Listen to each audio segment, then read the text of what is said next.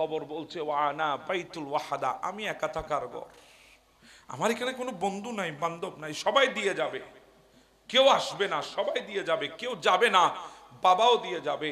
হ্যাঁ, ওই দিন আমরা ডাক দিব, বাবারে তুই তো আমারও খুব বেশি মোহাব্বত করতি, অসুস্থ হয়ে গেলে সারা রাত আমার মাথার কিনারায় বসে কাটিয়ে দিতি, আজকে সেই বাবা আমারে কবরে নামিয়ে যাস, আমি থাকবো কিভাবে?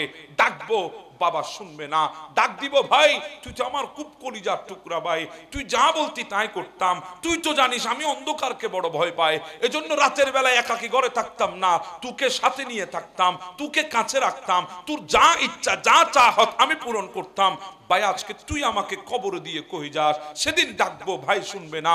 ডাক দিব, বন্ধুরে তুই তো আমার সেই বন্ধু যাকে ছাড়া একটা চায়ের কাপের মধ্যে চুমুক লাগাই নাই, তুই আমার সেই বন্ধু যাকে ছাড়া একটা কদমও দিই নাই, তুই আমার সেই বন্ধু যাকে বাইকের পেছনে নিয়ে ঘুরেছি, আজকে তুই আমাকে দিয়ে চলে যাস, আমি কিভাবে থাকবো? ডাকবো, সেদিন কেউ শুনবে না, কেউ না, সবাই দিয়ে আসবে, বিসমিল্লাহি ওয়া আলা মিল্লাতি রাসূলিল্লাহ বলে সবর্দ করবে। আর যদি দুনিয়ার বুকে সেই নবীর প্রেম আর ভালোবাসা যদি অন্তরে রাখতে পারি, সেই নবীর দেওয়া তরিকা, ওয়া মা আতাকুমুর রাসূলু ফাখুযুহু ওয়া মা নাহাকুম আনহু ফান্তাহু, নবী যা দিয়েছে যদি নিতে পারি, যা নিষেধ করেছে সেগুলো যদি লাথি দিয়ে ফেলে দিতে পারি, তাহলে কবরে রাখার আগে মুস্তাফা এসে রিসিভ করে নেবে, রিসিভ করে নেবে, রিসিভ।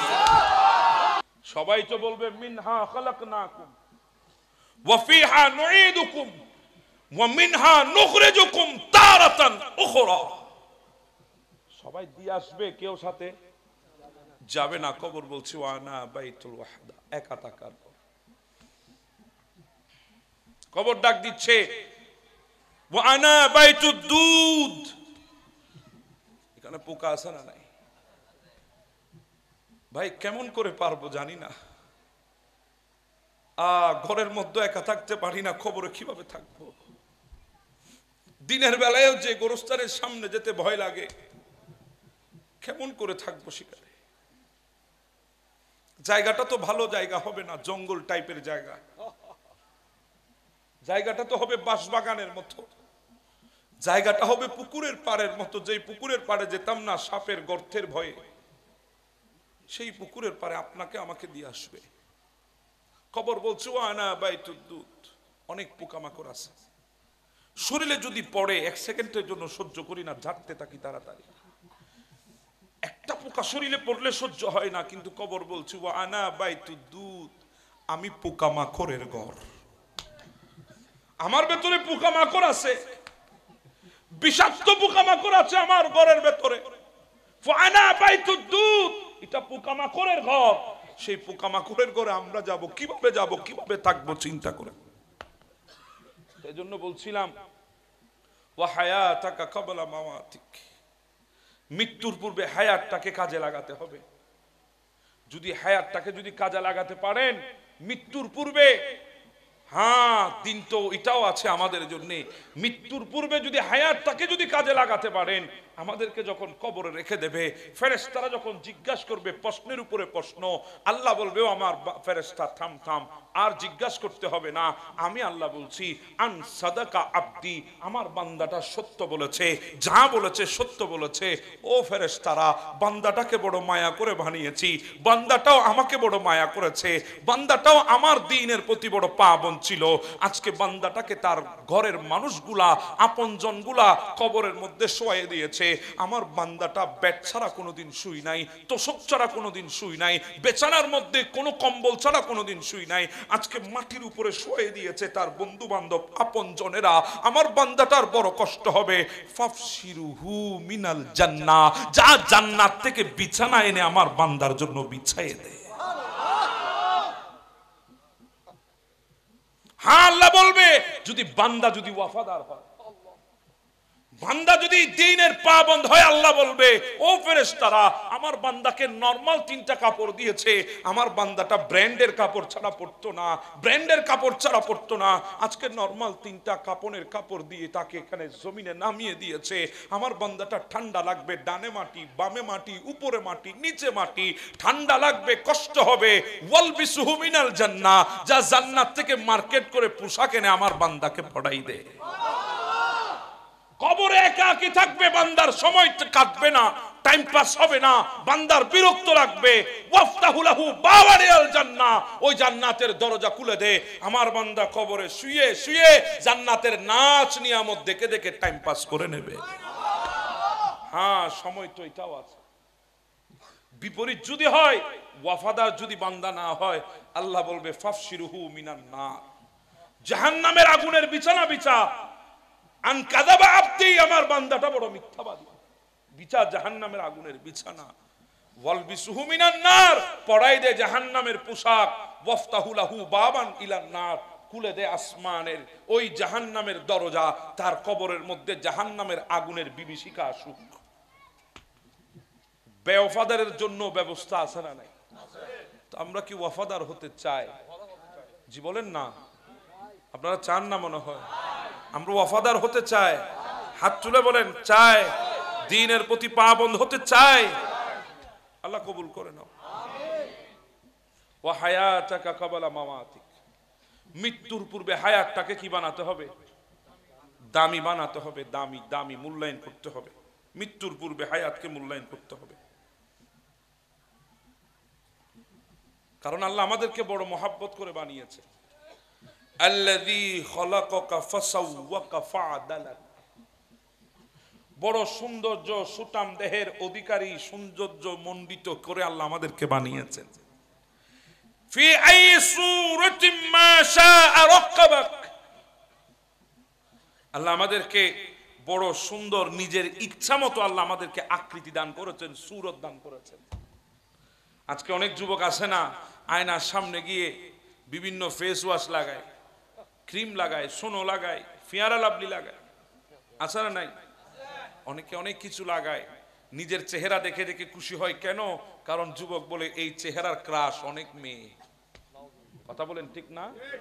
কিন্তু যুবক তুমি জানো না, ফি আই সূরাতিন মা শাআ রাক্কাবাক, এই সূরতটা কে দান করেছে? এত সুন্দর সূরতটা কে দান করেছে? এই সূরত নিয়ে তুমি দুনিয়ার মেয়েদের ক্রাশ হয়ে গুনার মধ্যে লিপ্ত হচ্ছ, অথচ তোমার সুন্দর সূরত যে মালিক দান করেছে, যদি ওয়াফাদার হতা শুকর আদায়ের জন্য সিজদায় পড়ে থাকতা, মাথা তুলতে না। হযরতে আব্দুল্লাহ ইবনে যায়েদ ইবনে আব্দে রব্বি, আমার নবীর সাহাবী, উনি খেজুর গাছের মধ্যে মদিনার জমিনে খেজুর গাছের কাজ করতেছে, খেজুর গাছের উপরে। হঠাৎ কে জানিয়ে সে খবর দিল, আরে আজকে তো গোটা পৃথিবী অন্ধকার হয়ে গেছে। হযরতে আব্দুল্লাহ ইবনে যায়েদ ইবনে আব্দে রব্বি ডাক দিয়ে বলে, কি হয়েছে? দুনিয়া কেন অন্ধকার হয়েছে?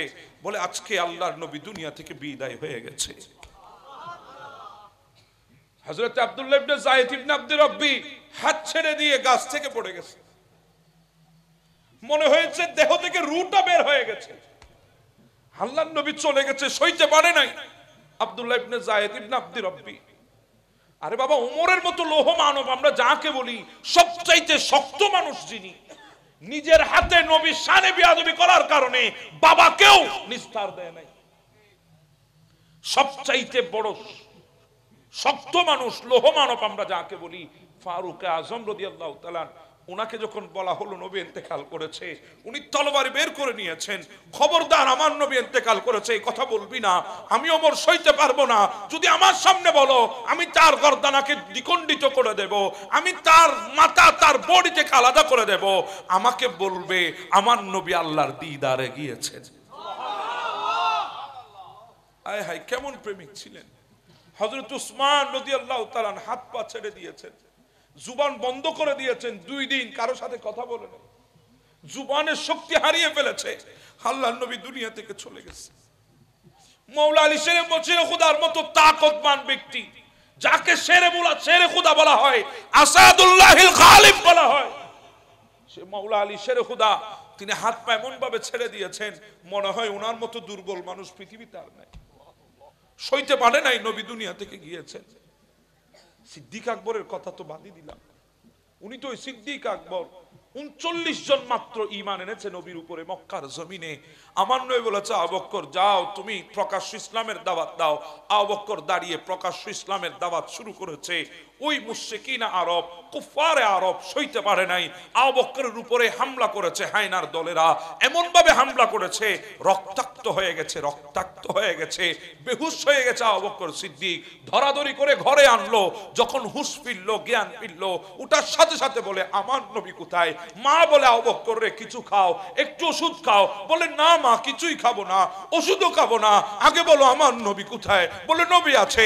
বলে, আমাকে নবীর কাছে নিয়ে যাও। যতক্ষণ নবীর চেহারা দেখবো না আমি আবু বকরের মুখ দিয়ে খানা ঢুকবে না, খানা ঢুকবে না, ঢুকবে না। রাত যখন গভীর হলো, মানুষের আনাগোনা যখন কমে গেছে, আবু বকরকে নিয়ে গেছে আমার নবীর দরবারে। আমার নবীকে জড়িয়ে ধরে আবু বকর সিদ্দিক ক্রন্দন করেছেন। ইনি কিভাবে সহ্য করেছেন আল্লাহ।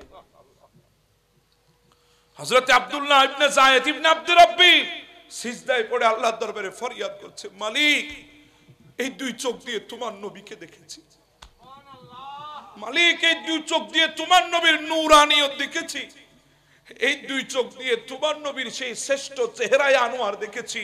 আল্লাহ, দুনিয়ার আর কোন নাচ নিয়ামত দেখার তামান্না নাই। তুমি দুনিয়ার সর্বশ্রেষ্ঠ যে নাচ নিয়ামত বানিয়েছো, সর্বশ্রেষ্ঠ যে নিয়ামত আমাদেরকে দান দিয়েছো, সেটা হচ্ছে মুস্তাফার চেহারায় আনোয়ার। আমি এই দুই চোখ দিয়ে মুস্তাফার চেহারায় আনোয়ার দেখেছি। আমার নবী দুনিয়া থেকে চলে গেছে, আমি এই চোখ দিয়ে আর কিছু দেখতে চাই না। আল্লাহ, তুমি আমার চোখের দৃষ্টি উঠাইয়ে নাও, আমার চোখের দৃষ্টি নিয়ে নাও। আমি এই চোখ দিয়ে আর কিছু দেখতে পারবো না, কারণ এই চোখ দিয়ে আমি পৃথিবীর শ্রেষ্ঠ নিয়ামত রাসূলুল্লাহকে দেখেছি। এবার যদি বলি, যুবক তোমার এই দৃষ্টি কোথায় যায়? তোমার এই চোখের দৃষ্টি কোন দিকে যায়? তুমি তোমার চোখের দৃষ্টিকে কোন দিকে দিচ্ছ? রাসূলের প্রেমিকরা, রাসূলের সাহাবীরা, যারা নবী ছাড়া কিছু চাইতে চায় না, নিজের চোখের দৃষ্টি নবীর ইন্তেকালের পরে আল্লাহর দরবারে ফরিয়াদ করেছে। আল্লাহ ফরিয়াদ করেছেন আব্দুল্লাহ ইবনে যায়েদ ইবনে আব্দুর রাব্বির, আল্লাহ ওনার চোখের দৃষ্টিকে নিয়েছেন। উনি বাকি জীবন যতদিন বেঁচে ছিলেন দৃষ্টি শক্তি ছিল না, কারণ রাসূলুল্লাহ ছাড়া আর কারো চেহারা দেখবে না, রাসূলুল্লাহ ছাড়া কারো চেহারা দেখবে না। হ্যাঁ, দুনিয়ার জমিনে এমনও নবীর প্রেমিক আছে যারা জানের বাজি পর্যন্ত রেখেছে রাসূলুল্লাহর মহব্বতের কাছে, জানকে বাজি রেখেছে নবীর মুহাব্বতের কাছে। হযরতে হানজালা রাদিয়াল্লাহু তাআলা সবেমাত্র বিয়ে করে বাসর রাতে গিয়েছে, বাসর ঘরে বাসর শেষ করে গোসলখানায় যাবে, গোসল করবে, গোসল ফরজ হয়েছে, গোসল করবে। হঠাৎ কে জানি মদিনার দিকে ছুটছে আর বলছে, রাসূলুল্লাহকে শহীদ করে দেওয়া হয়েছে উহুদের ময়দানে। হানজালা হাত থেকে পানির বালতিটা, পানির মগটা ফেলে দিয়ে বলে, বিবি তাড়াতাড়ি আমাকে তলোয়ার দাও, আর গোসল করা হবে না, আর ঘরে ঢুকা হবে না, আর তোমার সাথে আমার সাক্ষাৎ হবে না, বিবি আমাকে তাড়াতাড়ি তলোয়ারিটা দাও। স্বামী এরকম করছেন কেন? বলে, আমার জানের চাইতে পেয়ারা নবী শাহাদাত বরণ করেছে, আমি হানজালা জীবন রেখে আর কি হবে, তাড়াতাড়ি তলোয়ার দাও, আমি উহুদের ময়দানে যাব, হয়তো কাফেরদেরকে দুনিয়া থেকে ছিন্ন বিচ্ছিন্ন করব, না হলে তাদের হাতে শাহাদাত বরণ করে মায়ার নবীর কাছে চলে যাব। এমনও নবীর প্রেমিক দুনিয়ার জমিনে ছিল। আমাদের প্রেম কই?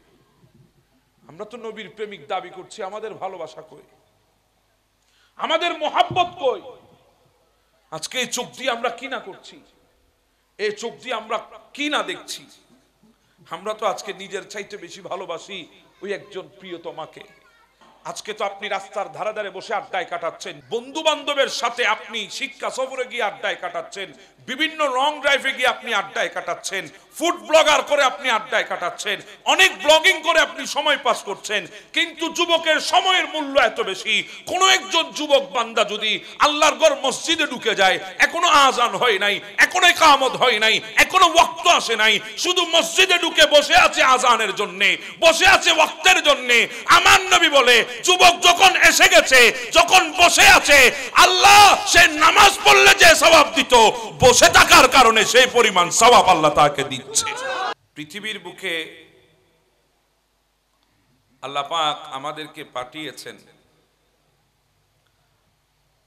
আল্লাহ আমাদেরকে সবচাইতে বড় নিয়ামত দান করেছেন, আল্লাহ আমাদেরকে ইনসান হিসাবে দুনিয়ায় পাঠিয়ে।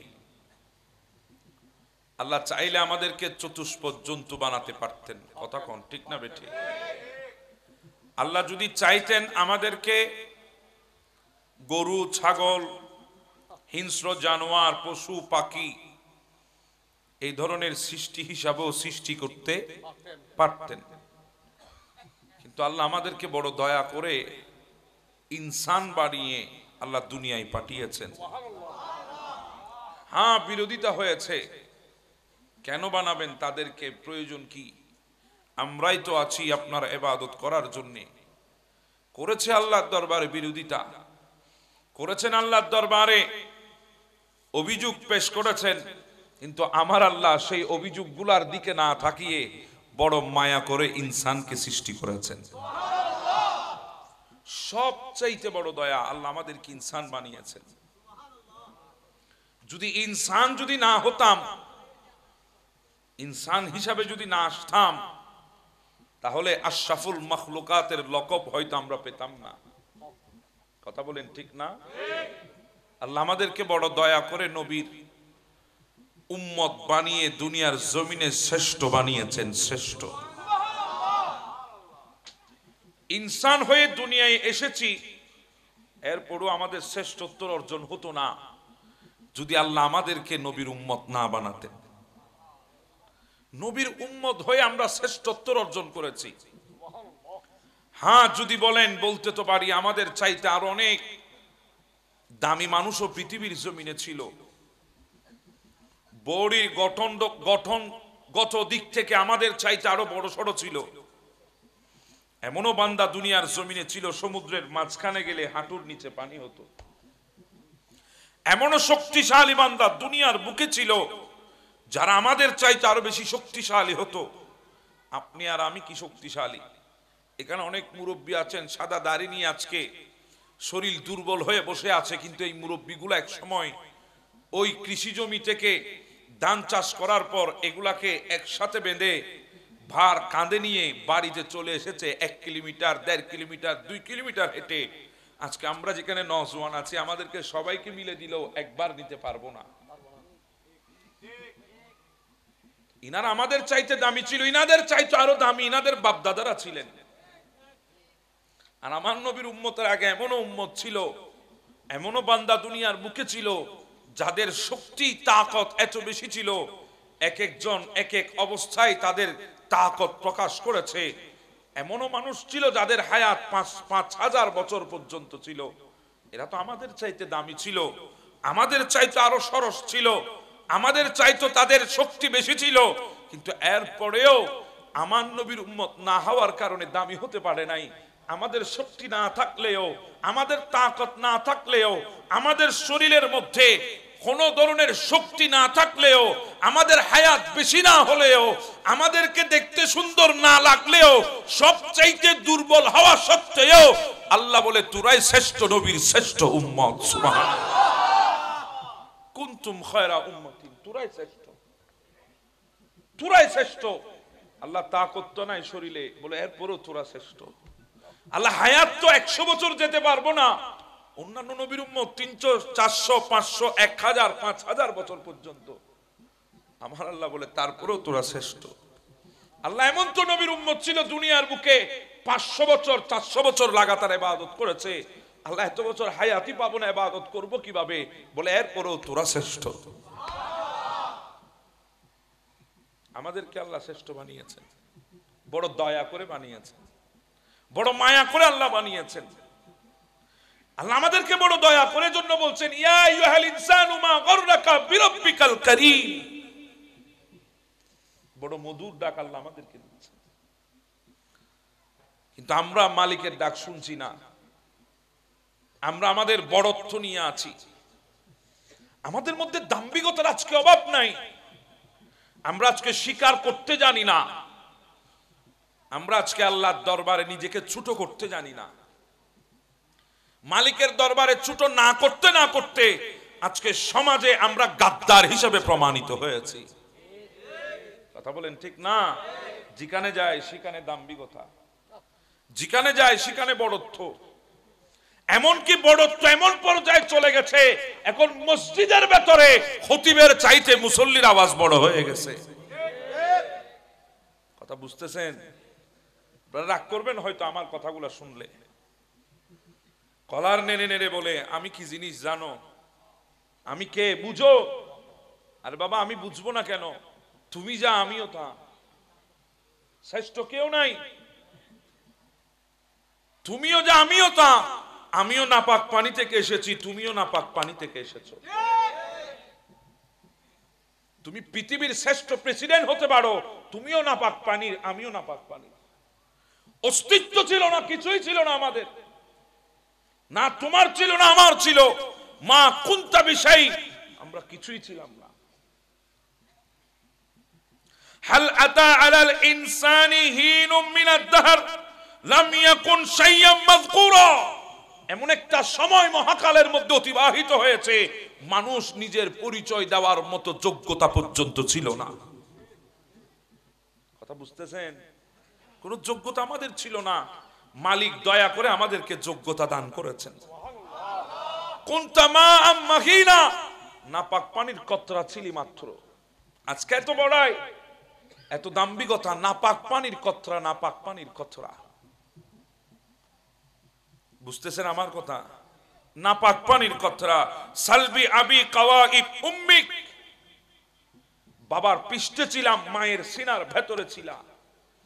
বাবার পৃষ্ঠে, মায়ের সিনার ভেতরে, বাবার পৃষ্ঠ থেকে আল্লাহ আমাদেরকে শুক্রাণু বানিয়েছে, মায়ের সিনা থেকে আল্লাহ আমাদেরকে ডিম্বাণুতে নিয়ে ফেলেছে, ওখান থেকে শুক্রাণু বানিয়ে ডিম্বাণুতে নিয়ে মা বাবার মিলনে আমাদেরকে আল্লাহ একত্রিত করেছেন। জামাতু ফি বাতনি উম্মিক, মায়ের গর্ভের মধ্যে, মায়ের গর্ভের মধ্যে একত্রিত করেছে আল্লাহ আমাদেরকে। ছিলাম তো বাবার পৃষ্ঠে, ছিলাম মায়ের বুকে, ওখান থেকে আল্লাহ আমাদেরকে মায়ের গর্ভের মধ্যে একত্রিত করেছে। জামাতু ফি বাতনি উম্মিক, মায়ের গর্ভের মধ্যে জমা করেছে। গাসাইতু ফি গিশা, পর্দার মধ্যে আবদ্ধ করেছেন। পর্দা, পর্দা চিনেন পর্দা? হ্যাঁ, এখন তো অনেকে আছেন আমার বাবারা, ছোট ছেলে যখন মাথার উপরে পানি ঢেলে গোসল করান, দেখবেন ওই ছেলের নাক বরাবর যখন পানি আসে ছেলেটার নিঃশ্বাস আটকায় যায়, মা তাড়াতাড়ি হাত দিয়ে নিঃশ্বাসটাকে ক্লিয়ার করার জন্য পানিগুলা মাসেহ করে দেন। কিন্তু আমার আল্লাহ কত বড় কুদরত দেখিয়েছেন, সেই আল্লাহ মায়ের গর্ভের মধ্যে আমাদেরকে পানির পর্দার মধ্যে রেখেছে। পানির পর্দা, পানির পর্দার মধ্যে, যেই পানি ভেঙে গেলে সন্তান গর্ভে থাকতে পারবে না। কথা বুঝতেছেন আমার কথা? আয় হায়, মালিক কেমন দয়া করেছেন দেখেন। ফি সালাতিন যুলুমাত, তিন অন্ধকারের ভেতরে আল্লাহ আমাদেরকে রেখেছেন মায়ের গর্ভে, তিন অন্ধকারের ভেতরে। এরপরে আল্লাহ সুম্মা রাব্বাইতু, কতপর আমাদেরকে একত্রিত করেছেন, প্রসেসিং করেছেন। প্রথমে প্রসেসিং করেছে মা আম মাহিনা সুম্মা দামা, প্রথমে রক্ত বানিয়েছে, ওই নাপাক পানির কতরা থেকে রক্ত সৃষ্টি করেছেন। সুম্মা মুদগা, এরপরে হৃৎপিণ্ড, হৃৎপিণ্ড, দিল, দিল, দিল, হার্ট, হার্ট বানিয়েছে। ধড়কন বলি না আমরা, ধড়কন যেটা বন্ধ হয়ে গেলে ডাক্তার বলে আই এম সরি, দেরি হয়ে গেছে, সে ধড়কন বানিয়েছে আল্লাহ। দিল, দিল, দিল দিয়েছেন কে? আজকে ওই দিলে যুবক রাখে গার্লফ্রেন্ডকে, ওই দিলের মধ্যে আজকে যুবক রাখছে গার্লফ্রেন্ডকে। মুরব্বীরা রাগ করবেন না, আমি 2024-এ কথা বলছি।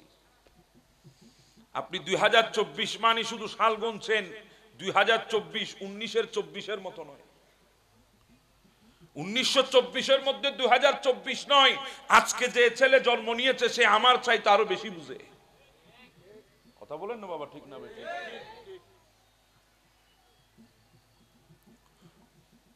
সুম্মা আযামা, এরপরে আল্লাহ হাড্ডি বানিয়েছে। হাড্ডি, হাড্ডি বুঝেন? শরীরে হাড্ডি আছে না নাই? আছে। এরপরে দেখেন ফাকাসাউতুল ইযামা লাহমা, এই গোশত আর হাড্ডিকে আল্লাহ কবর বানিয়েছেন চামড়া দিয়ে। চামড়া দিয়ে আল্লাহ কবর বানিয়েছে। আম্মা সাবিলা ইয়াসির, এমন এক রাস্তা দিয়ে আল্লাহ আমাদেরকে এনেছেন, ব্রেনে ধরে না। এত ছোট রাস্তা, বেয়াদবি মাফ করবেন, আল্লাহর কুদরত বুঝাচ্ছি। ছোট একটা রাস্তা, ওই রাস্তা দিয়ে 3 কেজির একটা সন্তান, ওই রাস্তা দিয়ে 3 কেজি 500 গ্রামের একটা সন্তান, ওই রাস্তা দিয়ে 4 কেজির একটা সন্তান আসলো। তো কিভাবে আসলো, কিভাবে দুনিয়ায় এসেছে? ছোট্ট একটি রাস্তা।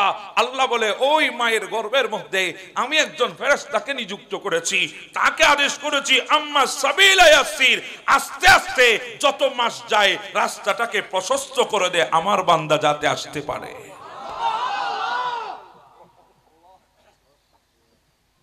আমার বান্দা যাতে দুনিয়ায় আসতে পারে, রাস্তাটাকে প্রশস্ত করে দে। ব্রেনে ধরে না ভাই, এই রাস্তা দিয়ে কেমনে আসলাম?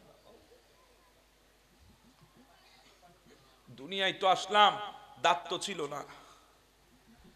আজকে এই দাঁত দিয়ে যা পারছি তা চিবাই চাবাই সমান করে গিলে ফেলছি। কথা বলেন ঠিক না? যাদের দাঁত নাই তারা ভালো করে বুঝে।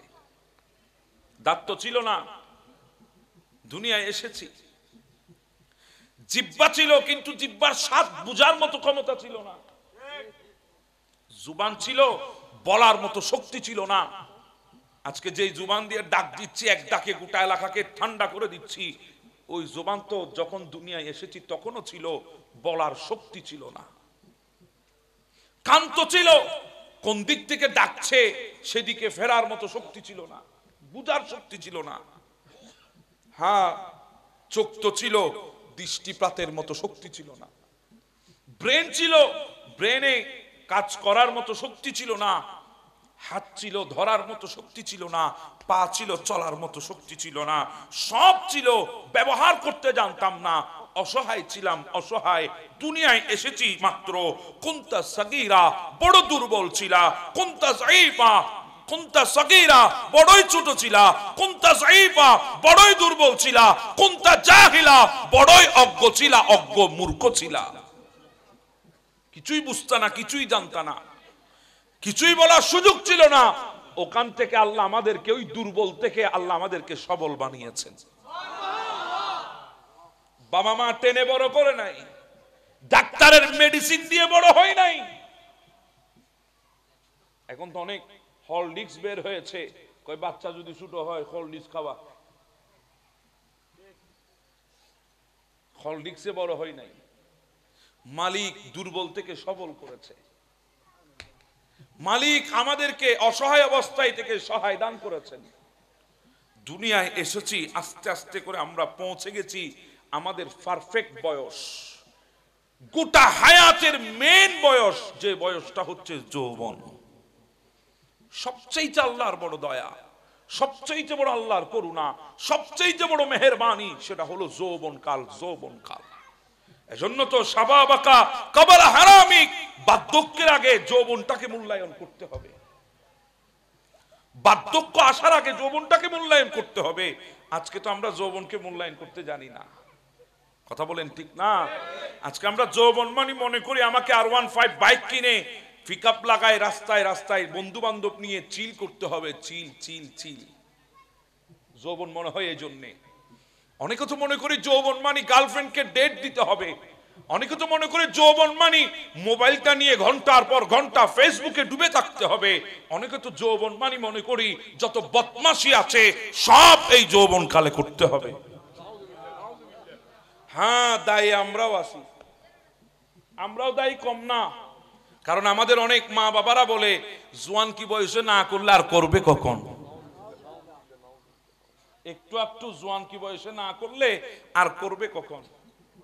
আমাদের তো দরকার ছিল শাসনের, আমরা তো দিয়েছি উৎসাহ। কথা বলেন ঠিক না? আমরা তো উৎসাহ দিয়েছি।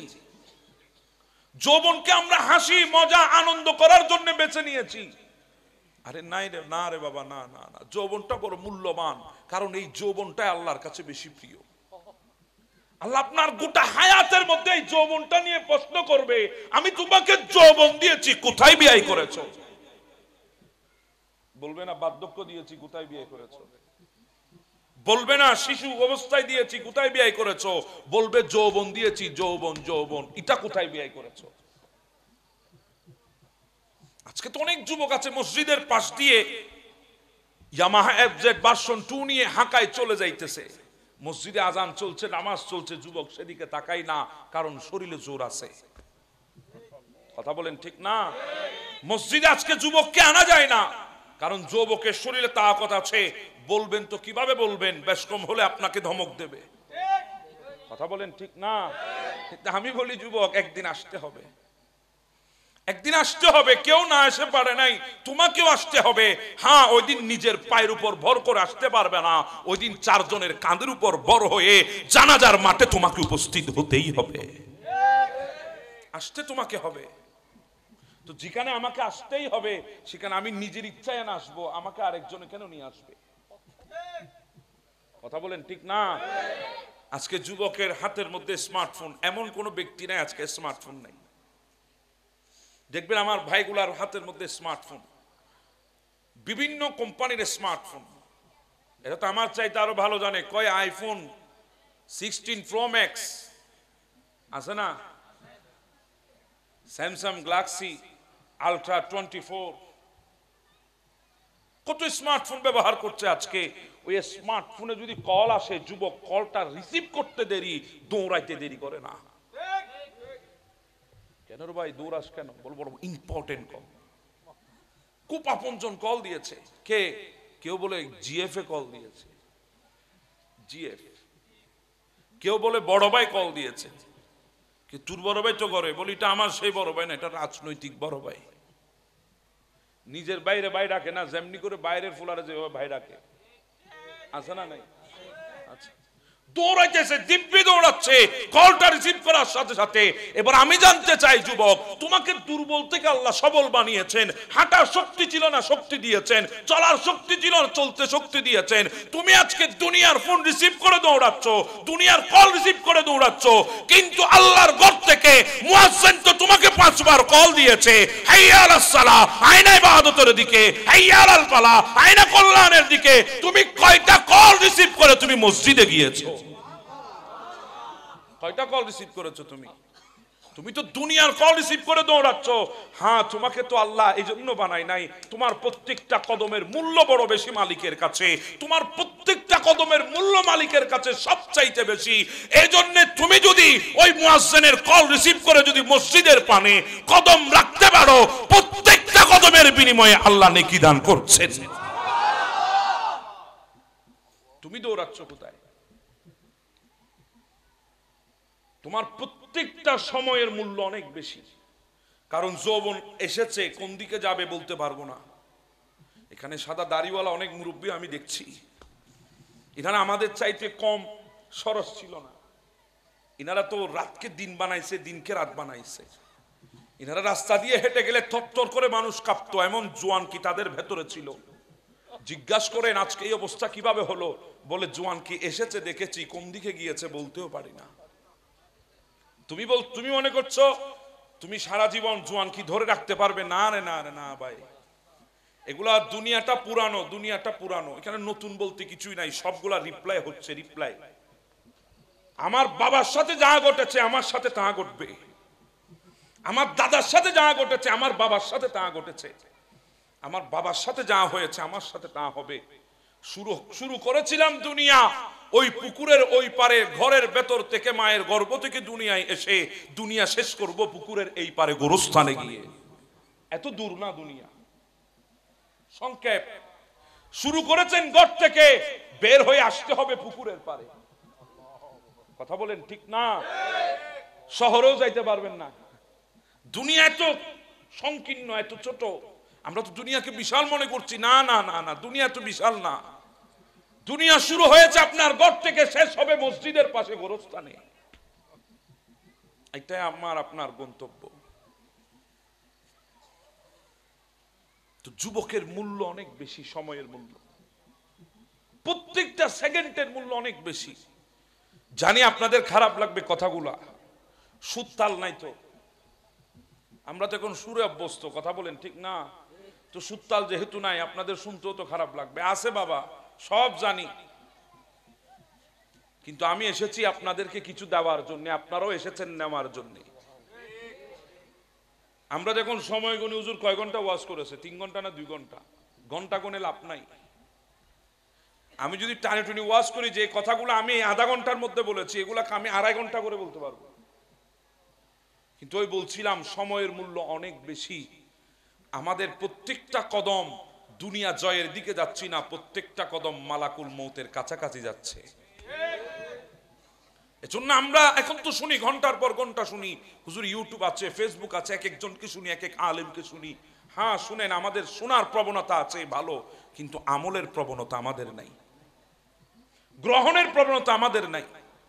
যুবকের প্রত্যেকটা সেকেন্ড বড় মূল্যবান, কারণ যৌবন এসেছে, যাবে কোন দিকে বলতে পারবেন না, প্রত্যেকটা সেকেন্ড মূল্যবান।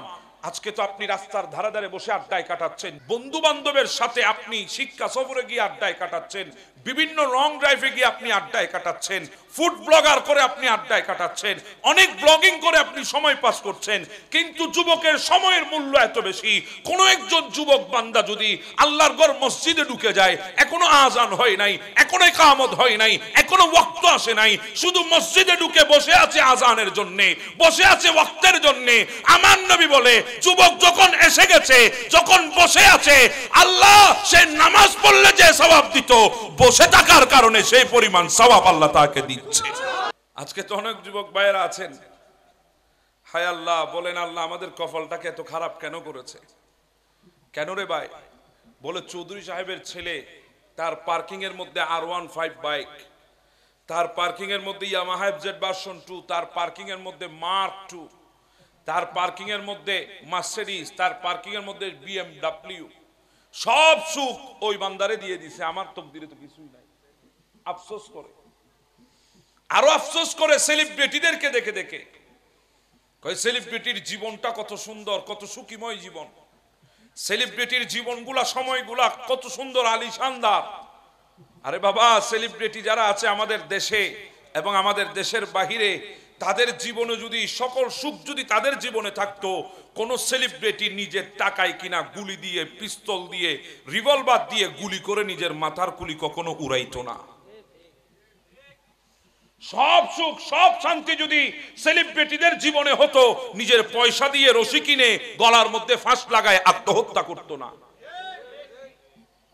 হ্যাঁ আমি জানি বাংলাদেশে কয়জন সেলিব্রিটি আত্মহত্যা করেছে, পত্রিকায় তো পড়ি, কয়জন সেলিব্রিটি মারা গেছে এত সুন্দর লাইফ ফেলে আজকে নিজের গুলিতে নিজেই আত্মহত্যা করছে, নিজের কেনা টাকা দিয়ে রশি কিনে আত্মহত্যা করছে।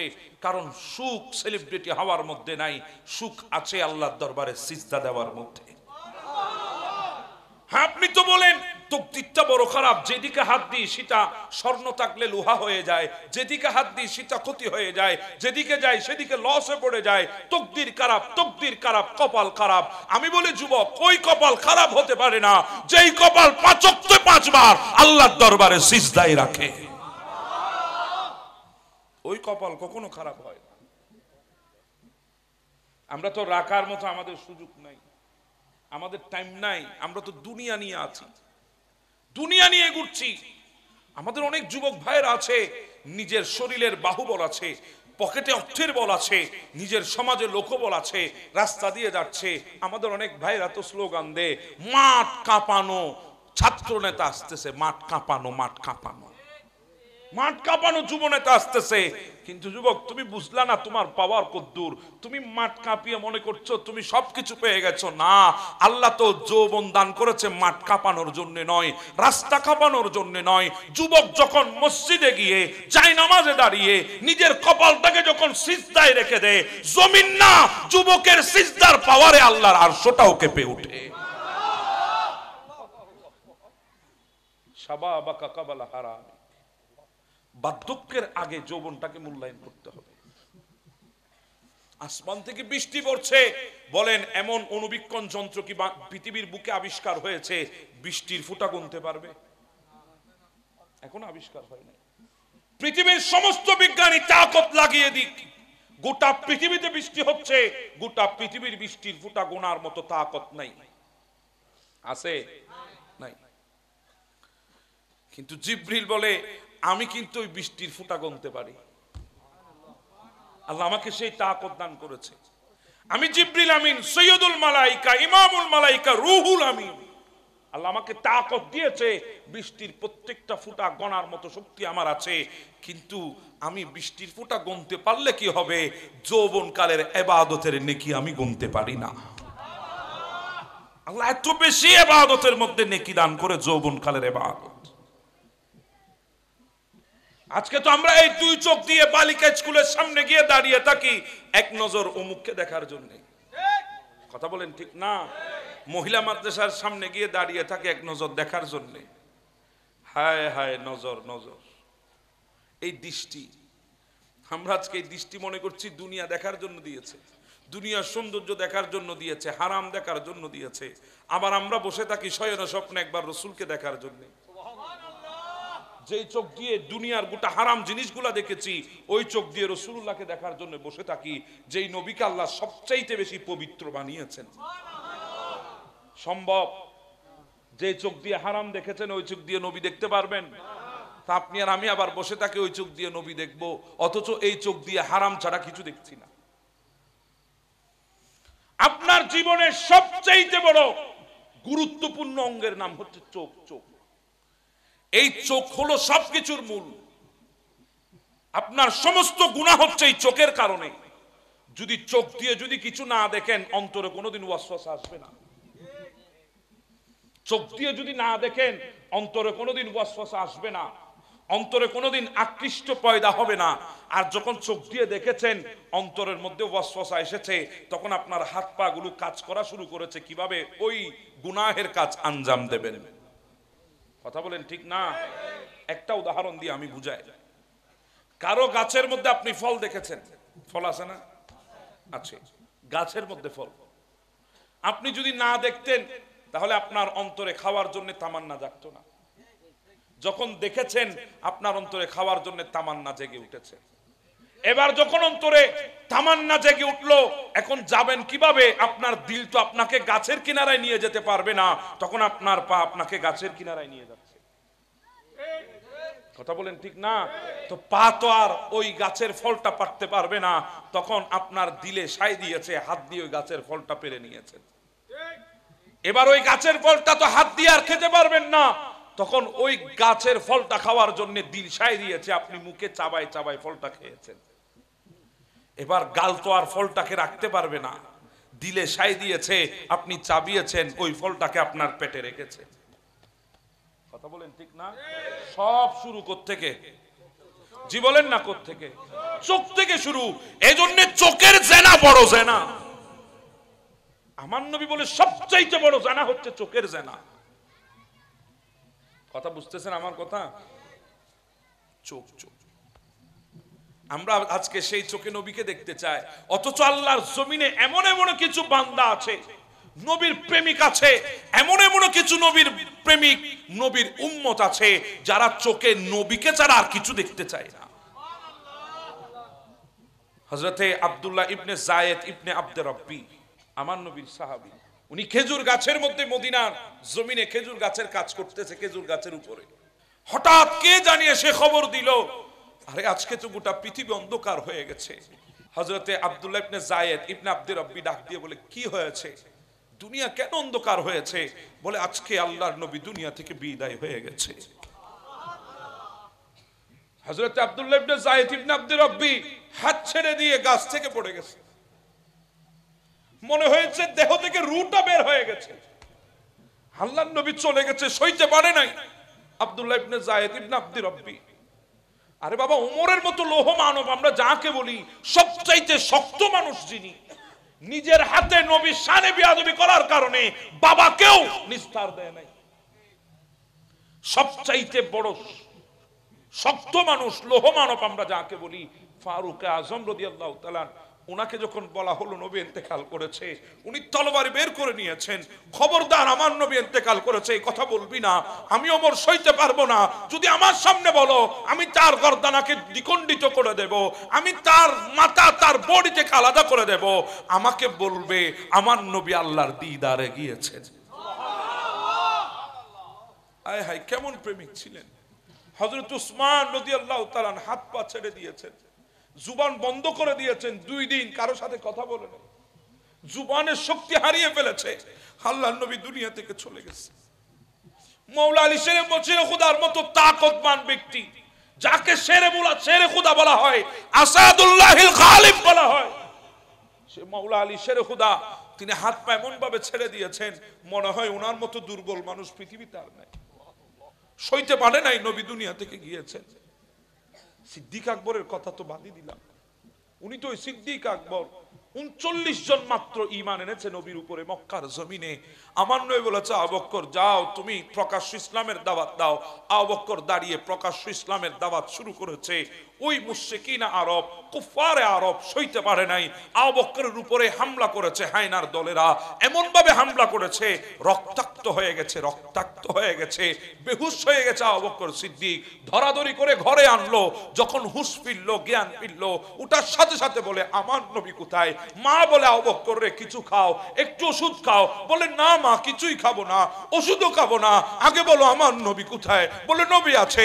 বলে, আমাকে নবীর কাছে নিয়ে যাও, যতক্ষণ নবীর চেহারা দেখবো না আমি আবু বকরের মুখ দিয়ে খানা ঢুকবে না। রাত যখন গভীর হলো, মানুষের আনাগোনা যখন কমে গেছে, আবু বকরকে নিয়ে গেছে আমার নবীর দরবারে। আমার নবীকে জড়িয়ে ধরে আবু বকর সিদ্দিক ক্রন্দন করেছেন। ইনি কিভাবে সহ্য করেছেন আল্লাহ।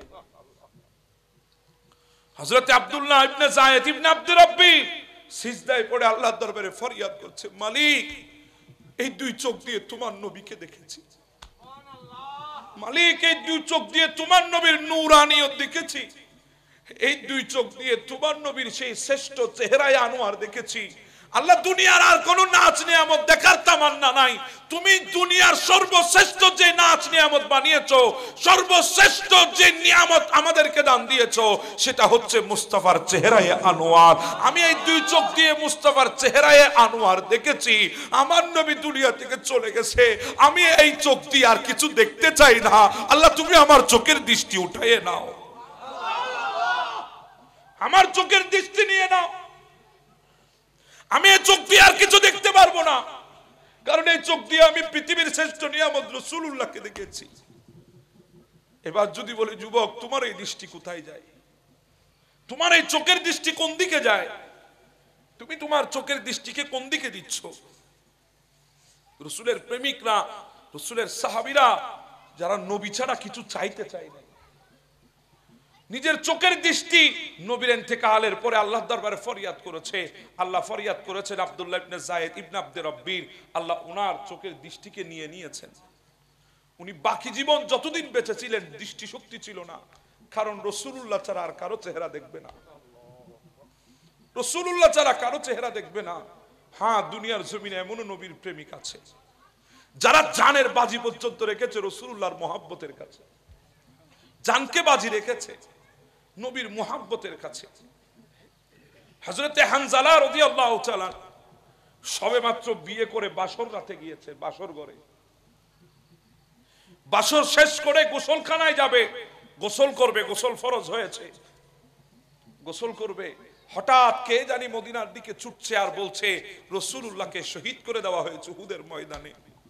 হানজালা হাত থেকে পানির বালতিটা, পানির মগটা ফেলে দিয়ে বলে, বিবি তাড়াতাড়ি আমাকে তলোয়ার দাও, আর গোসল করা হবে না, আর ঘরে ঢুকা হবে না, আর তোমার সাথে আমার সাক্ষাৎ হবে না, বিবি আমাকে তাড়াতাড়ি তলোয়ারিটা দাও। স্বামী এরকম করছেন কেন? বলে, আমার জানের চাইতে পেয়ারা নবী শাহাদাত বরণ করেছে, আমি হানজালা জীবন রেখে আর কি হবে, তাড়াতাড়ি তলোয়ার দাও, আমি উহুদের ময়দানে যাব, হয়তো কাফেরদেরকে দুনিয়া থেকে ছিন্ন বিচ্ছিন্ন করব, না হলে তাদের হাতে শাহাদাত বরণ করে মায়ার নবীর কাছে চলে যাব। এমনও নবীর প্রেমিক দুনিয়ার জমিনে ছিল। আমাদের প্রেম কই? আমরা তো নবীর প্রেমিক দাবি করছি, আমাদের ভালোবাসা কই? আমাদের মোহাব্বত কই? আজকে এই চোখ দিয়ে আমরা কি না করছি, এই চোখ দিয়ে আমরা কি না দেখছি। আমরা তো আজকে নিজের চাইতে বেশি ভালোবাসি ওই একজন প্রিয়তমাকে। তাকে ভালোবাসতে গিয়ে অনেক যুবক আছে প্রেমে ছেঁকা খায়, নিজের জানটা পর্যন্ত নিয়ে নিতেছে। আরে তুমি কি মনে করেছো তোমার জানটা শুধু একটা মেয়ের জন্য পেয়েছো? তোমার রুট একটা মেয়ের জন্য? আরে তোমার এই জীবনটা দামি হয়েছে রাসূলুল্লাহর জন্য। যদি দিতে হয় রাসূলুল্লাহর জন্য দিবা, দুনিয়ার আর কারো জন্য নয়। কথা কোন ঠিক না বেটে? রাসূলুল্লাহর জন্য দাও। দুনিয়া কি? এজন্য বলছিলাম শাবাবাকা কাবলা হারামিক, বার্ধক্যে আসার আগে যৌবনকে কি করতে হবে? মূল্যায়ন করতে হবে, দাম দিতে হবে। ওয়া হায়াতাকা কাবলা মামাতিক, মৃত্যু আসার পূর্বে হায়াতকে মূল্যায়ন করতে হবে।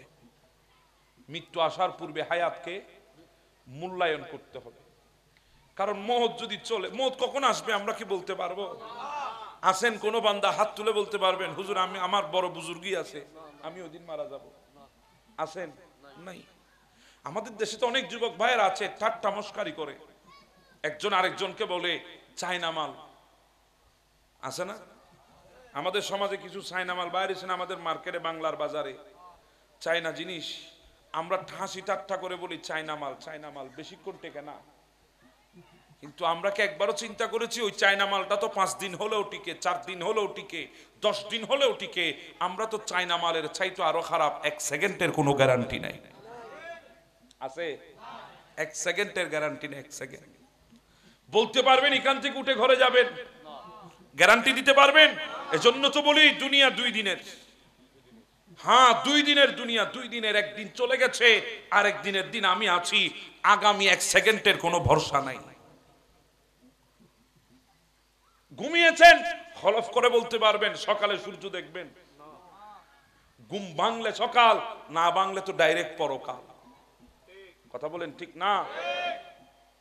ওয়া হায়াতাকা কাবলা মামাতিক, মৃত্যু আসার আগে হায়াতকে মূল্যায়ন করতে হবে। যেতে সবাইকে হবে। আমার নবী বলে কবর দৈনিক 5 বার আমাদেরকে ডাক দিচ্ছে। কয়বার? 5 বার। 5 বার কবর ডাকছে। আমরা শুনছি না কেন? কিভাবে শুনবো? এই কান দিয়ে কালা কালা সাদা সাদা শুনতে শুনতে কান শেষ। এই কান দিয়ে ফ্যাট ফুরুদ্দে তোয়ানলে শুনতে শুনতে কান শেষ। কথা বলেন ঠিক না?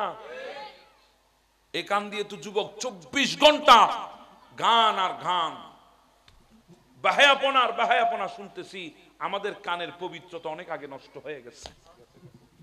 আজকে অনেকে বলেন না কি আজীব ব্যাপার, গৌসুল আজম মেজবান্ডারি পুকুরের পারে উজু বানায় আর ওই পাহাড় থেকে ডাক দিয়ে আশেকে শুনলো কিভাবে? কেন শুনবে না? এনারা কানের পবিত্রতাকে হেফাজত করেছে। এখানে 1 কিলোমিটার 2 কিলোমিটার না। আমার গৌসে পাক বলে আমি যদি পূর্ব পারে থাকি, আমি যদি পশ্চিম পারে থাকি, আমার মুরিদ যদি পূর্ব পারে থাকে, যদি ডাক দে আয় গৌসুল আজম জিলানী আল মাদাদ, আমি গৌসে পাক এখনো তাকে সাহায্য করতে পারি। কিভাবে সম্ভব? ইনারা কানের পবিত্রতা হেফাজত করেছে। আমি তো সেই নবীর উম্মত, আমার ভেতরে ক্ষমতা গেল কই? আমি তো পারি নাই। আমি তো আমার কানের পবিত্রতা হেফাজত করতে পারি নাই রে বাবা। কথা বলেন ঠিক না? কবর আমাদেরকে 5 বার ডাক দে। তো না শুনলেও কি হবে? নবী যেহেতু বলেছে তার মানে ডাক দে। আমার কাছে যোগ্যতা নাই শোনার। কথা বলেন ঠিক না? তো ডাক দে। কি ডাকে? আনা বাইতুত তুরাব। আমাদের দেশে তো ঘর আছে, পাকা ঘর, সেমি পাকা ঘর, 5 তলা বিল্ডিং আছে না? এখন তো বাইরে সে টাওয়ার টাওয়ার। কথা বলেন ঠিক না? 10 তলা 15 তলা টাওয়ার, 5 তলা পর্যন্ত বিল্ডিং বলে, এর উপরে গেলে গুলো টাওয়ার বলে। টাওয়ার আছে না? ম্যানশন, মঞ্জিল, কুটি, ভিলা আছে না? নাই? আছে। ঘর আছে। কিন্তু কবর বলছে আনা বাইতুত তুরাব, আমি মাটির ঘর, মাটির ঘর, আমি মাটির ঘর। আমার ভেতরে আসতে হলে তোমাকে প্রস্তুতি নিয়ে আসতে হবে। আমি অপরিচিত ঘর, অপরিচিত। কারণ আমরা ঘর চিনি যে ঘরের দরজা আছে, ঘর চিনি যে ঘরের জানলা আছে, ঘর চিনি যে ঘরে ড্রয়িং রুম আছে, ঘর চিনি যে ঘরে ডাইনিং রুম আছে, ঘর চিনি যে ঘরে বেডরুম আছে, ঘর চিনি যে ঘরে গেস্ট রুম আছে, ঘর চিনি যে ঘরে কিচেন রুম আছে, ঘর চিনি যে ঘরে বাথরুম আছে। আমরা ওই ঘরগুলা চিনি। কবর বলছে ওয়ানা বাইতুল কুরাবাত, আমি অপরিচিত ঘর, অপরিচিত। আমি তোমাকে চিনি না, তুমি আমাকে চিনো না, অতএব আমার কাছে আসতে হলে প্রস্তুতি নিয়ে আসতে হবে। ওয়ানা বাইতুল ওয়াহদা, একা থাকার ঘর, একা থাকার ঘর। আমাদের ঘরে বাবা আছে, মা আছে, স্ত্রী আছে, পুত্র আছে, ভাই বোন আছে, সন্তান সন্ততি আছে, পাড়া প্রতিবেশী, হকদার, রিশতাদার, বন্ধু বান্ধব আছে না নাই? কবর বলছে ওয়ানা বাইতুল ওয়াহাদা, আমি একা থাকার ঘর। আমার এখানে কোনো বন্ধু নাই, বান্ধব নাই, সবাই দিয়ে যাবে। কেউ আসবে না, সবাই দিয়ে যাবে। কেউ যাবে না, বাবাও দিয়ে যাবে। হ্যাঁ, ওই দিন আমরা ডাক দিব, বাবারে তুই তো আমারও খুব বেশি মোহাব্বত করতি, অসুস্থ হয়ে গেলে সারা রাত আমার মাথার কিনারায় বসে কাটিয়ে দিতি, আজকে সেই বাবা আমারে কবরে নামিয়ে যাস, আমি থাকবো কিভাবে? ডাকবো, বাবা শুনবে না।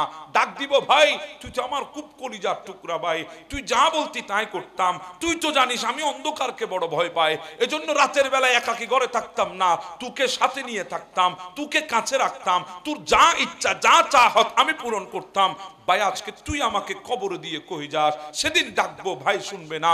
ডাক দিব, বন্ধুরে তুই তো আমার সেই বন্ধু যাকে ছাড়া একটা চায়ের কাপের মধ্যে চুমুক লাগাই নাই, তুই আমার সেই বন্ধু যাকে ছাড়া একটা কদমও দিই নাই, তুই আমার সেই বন্ধু যাকে বাইকের পেছনে নিয়ে ঘুরেছি, আজকে তুই আমাকে দিয়ে চলে যাস, আমি কিভাবে থাকবো? ডাকবো সেদিন, কেউ শুনবে না, কেউ না, সবাই দিয়ে আসবে, বিসমিল্লাহি ওয়ালা মিল্লাতি রাসূলিল্লাহ বলে সবর্দ করবে। আর যদি দুনিয়ার বুকে সেই নবীর প্রেম আর ভালোবাসা যদি অন্তরে রাখতে পারি, সেই নবীর দেওয়া তরিকা, ওয়ামা আতাকুমুর রাসূলু ফাখুযুহু ওয়ামা নাহাকুম আনহু ফান্তাহু, নবী যা দিয়েছে যদি নিতে পারি, যা নিষেধ করেছে সেগুলো যদি লাথি দিয়ে ফেলে দিতে পারি, তাহলে কবরে রাখার আগে মুস্তাফা এসে রিসিভ করে নেবে, রিসিভ করে নেবে, রিসিভ। সবাই তো বলবে মিনহা খালাকনাকুম ওয়া ফিহা নুঈদুকুম ওয়া মিনহা নুখরিজুকুম তারাতান উখরা।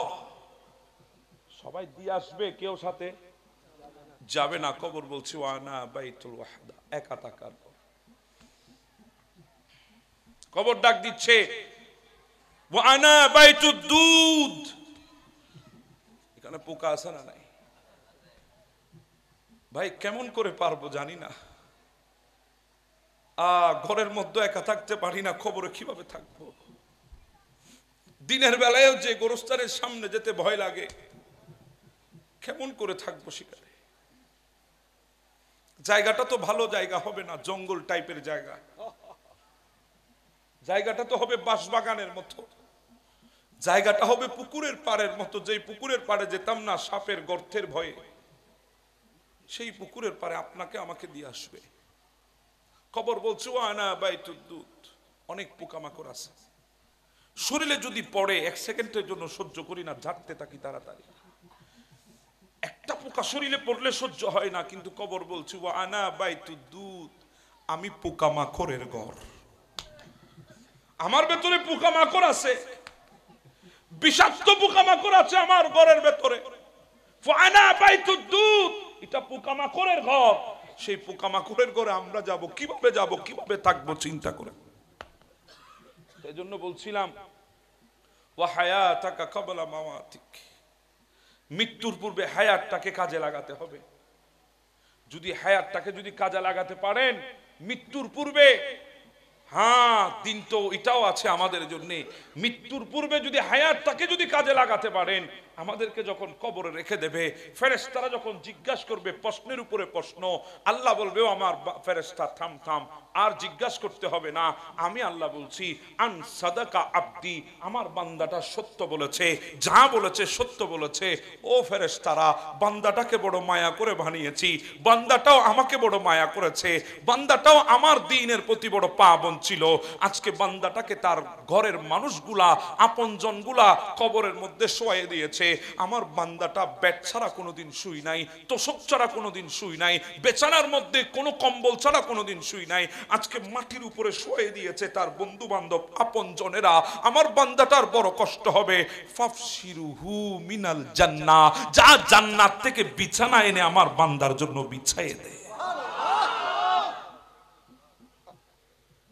হ্যাঁ আল্লাহ বলবে, যদি বান্দা যদি ওয়াফাদার হয়, বান্দা যদি দ্বীনের পাবন্দ হয় আল্লাহ বলবে ও ফেরেশতারা আমার বান্দাকে নরমাল 3টা কাপড় দিয়েছে, আমার বান্দাটা ব্র্যান্ডের কাপড় ছাড়া পরতো না, ব্র্যান্ডের কাপড় ছাড়া পরতো না, আজকে নরমাল 3টা কাপড়ের কাপড় দিয়ে তাকে এখানে জমিনে নামিয়ে দিয়েছে।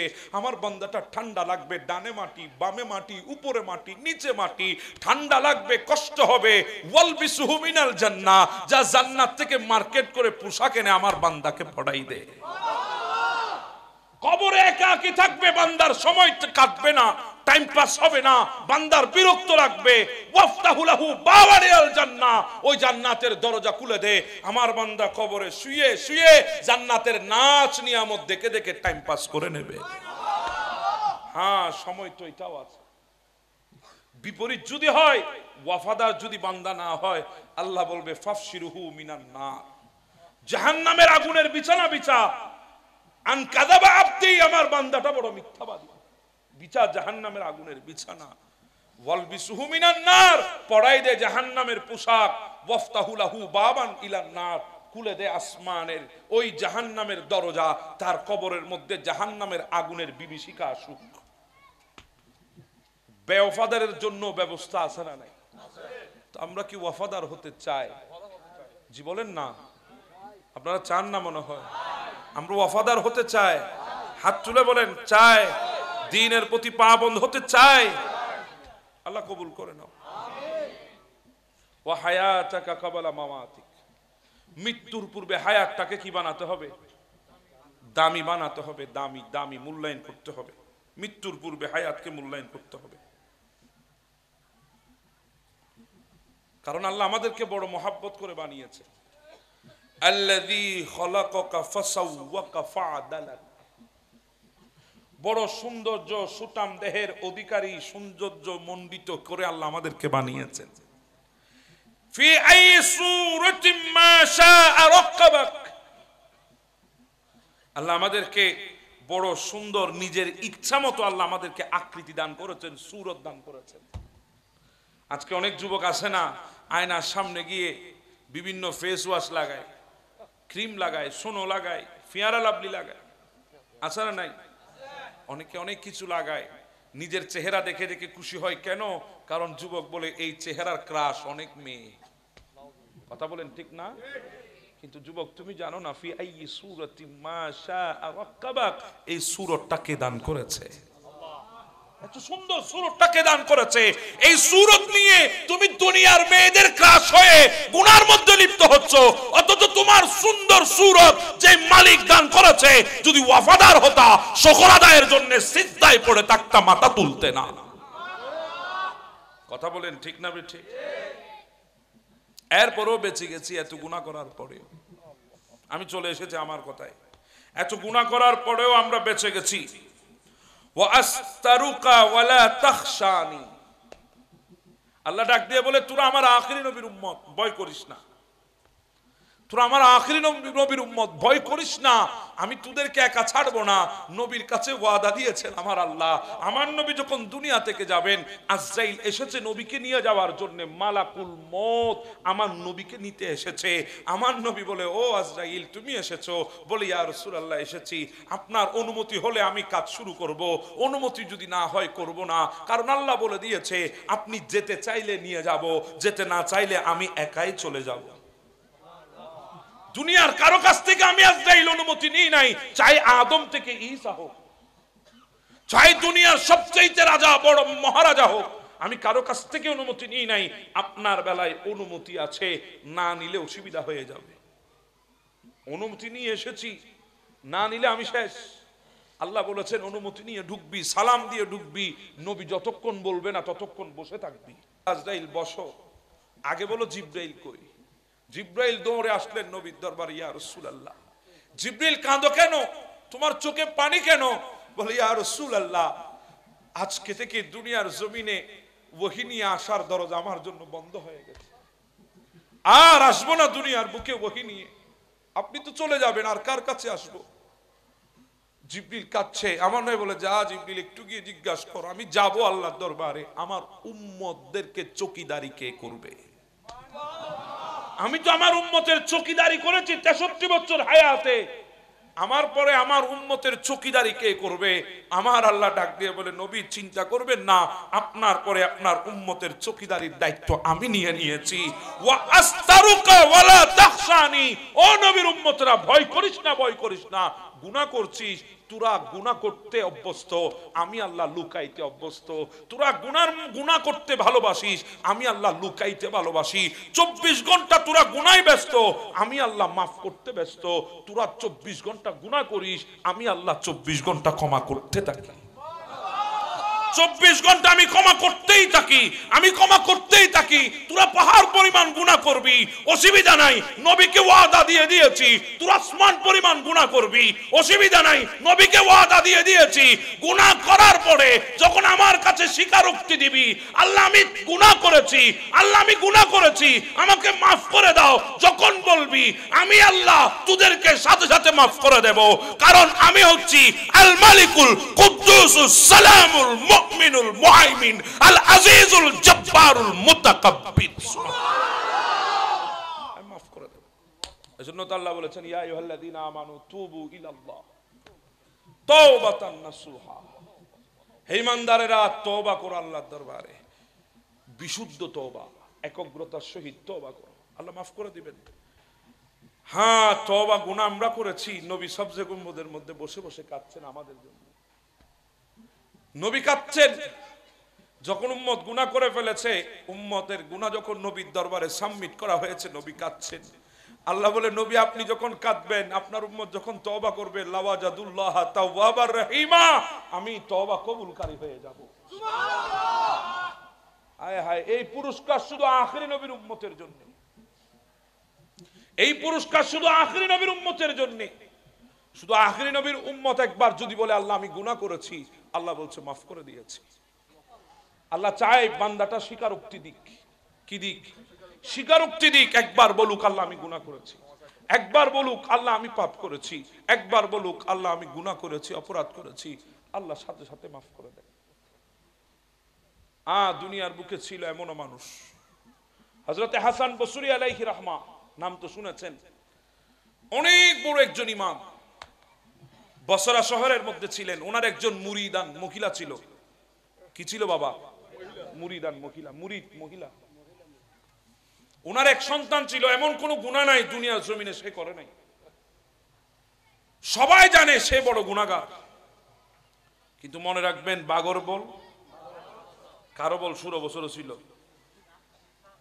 কথা বলেন ঠিক না?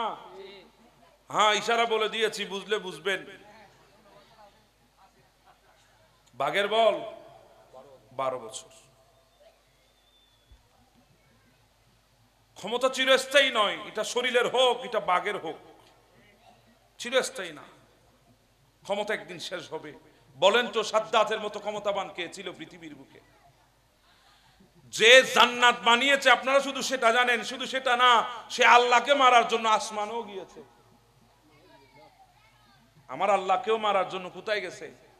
আসমানে গেছে। এত বড় বাদশা ছিল সাদ্দাত, এত বড় মলউন ছিল। কিন্তু শেষমেশ কি হলো? নিজের বানানো জান্নাতে কদম দেওয়ার আগে শেষ। কথা বলেন ঠিক না? সবচেয়ে বড় দয়াবান কে? জি বলেন না, কে? অসুবিধা হচ্ছে আপনাদের? আমি শেষ করে দেব। আওয়াজ তো খতম।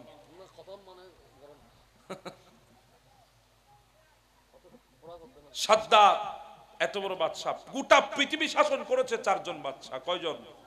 4 জন। গোটা পৃথিবী শাসন করেছে। 2 জন ছিল মুমিন, 2 জন ছিল কাফের। 2 জন মুমিন, 2 জন কাফের।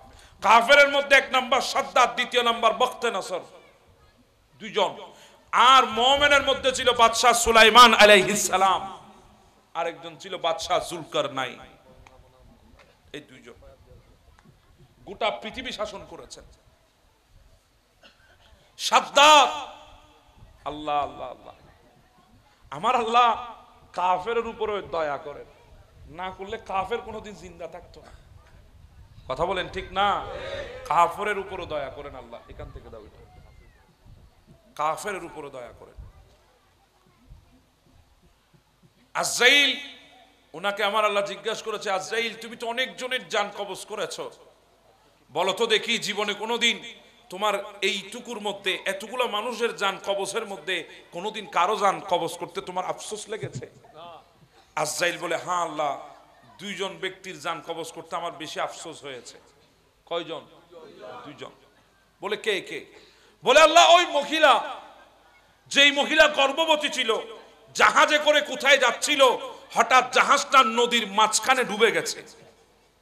জাহাজটা নদীর মাঝখানে ডুবে গেছে। একটা লাকড়ির উপরে ভাসায় তুমি তাকে একটা দ্বীপের মধ্যে এনে ফেলেছো।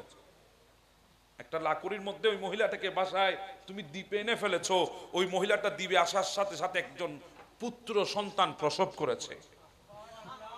ওই দ্বীপটার মধ্যে কেউ নাই, কোনো মানুষজন নাই, কেউ নাই। ঠিক ওই মুহূর্তে তুমি আমাকে বলেছো, যাও ওই মায়ের জানটা কবজ করে নাও। আল্লাহ, আমার আফসোস হয়েছে, এই সন্তানটার কি হবে? এখানে কোনো মানুষ নাই, জন নাই, কেউ নাই। আমি এই মাটার জান যদি কবজ করে নি, এই সন্তানটার অবস্থা কি হবে? আমি তো জান কবজ করছিলাম, কিন্তু মনে মনে আফসোস লেগেছে। আল্লাহ বলে, দ্বিতীয় জন বল। বলে আল্লাহ, দ্বিতীয় জন সাদ্দাত, সে নিজে অনেক হস করে, হস আল্লাহ করি একটা জান্নাত বানাইছে। আল্লাহ জান্নাতে ঢুকতে চাইছে, যাওয়ার পথেই তুমি তার রূহ কবজ করার হুকুম দিলে, আমি করে ফেললাম। তবে একটু আফসোস লেগেছে, জান্নাত যখন বানিয়েছে একটু ঢুকে দেখতো, একটু যাইতো, এরপরে জান কবজ করতাম। কিন্তু তাকে তুমি ঢুকার আগে জান কবজ করতে বলেছ। আমার আল্লাহ বলে, ও আমার ফেরেশতা আজরাইল, এবার বলি তোমাকে ওই মহিলার পরিচয়, যেই মহিলাটা ওই দ্বীপের মাঝখানে সন্তান প্রসব করেছে। আমি আল্লাহ বলেছিলাম রূহ নেওয়ার জন্যে। তুমি জানো ওই সন্তানটাকে? বলে, ও জানি না আল্লাহ। বলে, ওই সন্তানটা দ্বীপের কেউ ছিল না, কোনো মানুষ ছিল না, জন ছিল না। আমি আল্লাহ ডাইরেক্ট কুদরতির ব্যবস্থাপনায় ওই সন্তানটাকে দ্বীপের মধ্যে আস্তে আস্তে করে বড় করেছি। আমি আল্লাহ কুদরতি ব্যবস্থাপনায় ওই সন্তানটার রিজিকের ব্যবস্থা করেছি। আমি আল্লাহ ডাইরেক্ট কুদরতির ব্যবস্থাপনায় ওই সন্তানটাকে সবল করেছি, যৌবন দিয়েছি। শুধু তাই না, ক্ষমতা দিয়েছি, বাদশা বানিয়েছি। আর সে বাদশা হয়ে বলে, আনা রব্বুকুমুল আলা। আর সেই সন্তানটা ছিল সাদ্দাত। আমি আল্লাহ তার উপর এত দয়া করলাম, আর সে উঠে বলে, আনা রব্বুকুমুল আলা, আমি বড় খোদা। সে ছিল সাদ্দাত। আর সেই সাদ্দাত আমার নাফরমানি করেছে। আর সাদ্দাত জান্নাতে ঢুকবে কিভাবে? কথা বুঝতেছেন আমার কথা? তো বলছিলাম, দুনিয়ার মুখে এমনও তো ক্ষমতাধর ছিল, ছিল না? ছিল। এমনও ক্ষমতাধর দুনিয়ার বুকে ছিল, এমনও ক্ষমতাবান পৃথিবীর বুকে ছিল। বাঘের বল, জি বলেন না, বাঘের বল। এরপরে বল শেষ। কথা বলেন ঠিক না? একটা নির্দিষ্টতা আছে না নাই? ওই ইমাম হাসান বসরির মুরিদান মহিলার সন্তান, এমন কোন গুনাহ নাই, করে নাই, দাবিয়ে চলেছে গোটা সমাজকে। একদিন ধরাশায়ী হয়ে গেছে, মরণ বেদি রোগে তাকে আক্রান্ত করেছে। সে ধরাশায়ী হয়ে বিছানাবন্দি হয়ে গেছে। সে জানে সে আর বেশি দিন বাঁচবে না। মাকে ডাক দিয়ে বলে, মা, একটা ইচ্ছা আছে, বলতাম। বলে, বল না বাবা। পৃথিবীর বুকে সবার নজরে সন্তান খারাপ, মায়ের নজরে সন্তান খারাপ হয় না। আমরা তো মাকে আজকে বুঝি না, মাকে চিনি না, মাকে জানি না। হ্যাঁ, মা ওই মহিলার নাম মা, যেই মহিলা জীবনে কোনোদিন পারিশ্রমিক চাই নাই। ওই মহিলা, যেই মহিলা কোনোদিন ছুটি চাই নাই। ওই মহিলা, যেই মহিলা বুককে খাট বানিয়েছে, কুলকে চেয়ার বানিয়েছে, আপনাকে আমাকে লালন পালন করে অস্তিত্ববান বানিয়েছে। আজকে মাকে তো চিনলাম না। বলে, মা, তোমার পীর মুর্শিদ হাসান বসরি, আমি তো চলে যাব দুনিয়া থেকে। মা, ওনাকে গিয়ে একটু বলো না, উনি তো বড় আল্লাহওয়ালা মানুষ, সুফি মানুষ, উনি যেন আমার জানাজার ইমামতিটা করে, আমার জীবনের শেষ ওকালতিটা যেন উনি করেন। এরকম ওসিয়ত কি এখন আমরা করি? আগে একটা সময় ছিল আমরা ওসিয়ত করতাম, বাবা আমি মারা গেলে অমুক বুজুর্গ আলেমকে এনে আমার গোসল দিবা, অমুক বুজুর্গ আলেমের হাত দিয়ে আমাকে কাফন দিবা, অমুক বুজুর্গ আলেমের মাধ্যমে আমাকে জানাজা দিয়ে দাফন করবা, তলকিন করবা। এখন তো এগুলো আমাদের নাই। এখন আমাদের ওসিয়ত আছে, বাবা আমি চলে যাইতেছি, আমি তোর দাদার মেজবান দিয়েছিলাম 4 গরু দি, তুই দিবি আমার মেজবান 8 গরু দি। কথা বলেন ঠিক না? বাবা আমি চলে যাচ্ছি, বিল্ডিং 5 তলা ছিল, বানিয়েছি আমি 2 তলা, যদি পারিস এটারে 5 তলা কমপ্লিট করিস। এগুলাই আমাদের ওসিয়ত। আমরা তো মনে করি মেজবান যত বড় দিতে পারবো, মনে হয় বাবা তত বড় জান্নাতের কামরা পাবে। কথা বলেন ঠিক না? এমনও সন্তান আমাদের সমাজে আছে, কুলাঙ্গার সন্তান, বাবা জীবিত থাকতে অবস্থায় 500 টাকা হাত খরচ দেয় নাই, বাবা মরতে দেরি 5 লাখ টাকা নিয়ে এসেছে মেজবান দেওয়ার জন্য। আমি কি ভুল বলছি বাবা? দেন আপনি মেজবান, আপনার তৌফিক আছে। আপনি তো মনে করছেন মেজবান দিয়ে দিলে মা বাবার হক আদায় হয়ে যাবে। না রে বাবা, না না না, এত সহজ না। জীবিত থাকতে মাকে দেখতে আসো নাই গ্রামে, মরার সাথে সাথে 5 লাখ টাকা নিয়ে এসেছো মেজবান দিতে। কিভাবে তুমি হক আদায় করবা? তুমি কি মনে করেছো? ও ছেলে বলে, মা যান আপনার পীর মুর্শিদকে বলেন একটু আমার নামাজের জানাজাটা যাতে পড়াই। মা গেলেন ইমাম হাসান বসরির কাছে, হুজুর আমার ছেলে বড় আবদার করেছে, সে বাঁচবে না বেশি দিন, মরণ ব্যাধি রোগে দুরারোগ্য রোগে আক্রান্ত, চলে যাবে দুনিয়া থেকে। আপনি যদি একটু মেহেরবানি করে নামাজের জানাজার ইমামতি যদি করেন। ইমাম হাসান বসরি বলে, মা আমি যদি আপনার ছেলের নামাজের জানাজার ইমামতি করি তাহলে এই বছরার মানুষগুলা তো আমাকে ধরবে। হুজুর এত বড় পাপিষ্ট গুনাহগার, প্রকাশ্য গুনাহ করেছে, ডাকাত ছিল, বদমাশ ছিল, মদুদি ছিল, তার নামাজের জানাজার ইমামতি আপনি কিভাবে করলেন? তখন আমি কি জবাব দেব? আমি মানুষের কাছে ধরাশায়ী হব? মা আমি পারবো না। মায়ের মন তো ছোট হয়ে গেছে, চলে এসেছে সন্তানের সামনে। সন্তান চেহারা দেখে বলতে পেরেছে, বলে মা তোমার পীর মুর্শিদ বুঝি আমার নামাজের জানাজা পড়াতে পারবে না বলেছে। মা বলে, হ্যাঁ বলবে না কেন, তুই তো গুনাহ এমন করেছিস। বলে মা আর একটা কথা বলতাম, রাখবা? বলে বাবা বলো। বলে একটা যায় নামাজ এনে দাও। মা অবাক হয়ে বলে, সন্তান জীবনে কোনোদিন দেখলাম না কেবলার দিকে কোনোদিন একটু করে তুই পড়ে যেতে, সিজদা তো দূরের কথা, কেবলার দিকে পড়তেও দেখি নাই কোনো সময়, তুই আজকে যায় নামাজ চাচ্ছিস কেন? বলে মা আজকে আমার মালিকের দয়ার কথা বড় মনে করছে। মা আমি গুনাহ করেছি, তোমার পীর মুর্শিদ হাসান বসরি শুনেছে, চোখে দেখে নাই। আমি জিনা করেছি, তোমার পীর মুর্শিদ শুনেছে, চোখে দেখে নাই। আমি অপরাধ করেছি, তোমার পীর মুর্শিদ শুনেছে, চোখে দেখে নাই। আমি পাপ করেছি, তোমার পীর মুর্শিদ শুনেছে, চোখে দেখে নাই। কিন্তু আমার আল্লাহ তো প্রত্যেকটা গুনাহ চোখে দেখেছে, প্রত্যেকটা পাপ চোখে দেখেছে, প্রত্যেকটা নাফরমানি দেখেছে। কিন্তু এরপরেও আমার আল্লাহ রহমত বন্ধ করে দেয় নাই। যদি বন্ধ করে দিত অনেক আগে দুনিয়া থেকে চলে যেতাম। আল্লাহর রহমত এখন আমার উপরে বিদ্যমান। মা আজকে মনে হচ্ছে ওই মালিককে একবার সিজদা দিয়ে শুকর আদায় করতাম। মা জায়নামাজ নিয়ে এসেছে, সন্তান সিজদায় পড়ে গেছে, ওইটুকুর মধ্যে সন্তান দুনিয়া থেকে বিদায় হয়ে গেছে। মা সন্তানের লাশের পাশে বসে বসে কাঁদছে। এখনো ঘরের বাহিরে গিয়ে মানুষকে জানাই নাই, বলে নাই, এলান করে নাই, পাবলিসিটি হয় নাই, মা ঘরের দরজাও খুলে নাই। ওই মুহূর্তে কে জানি দরজার মধ্যে আঘাত করছে।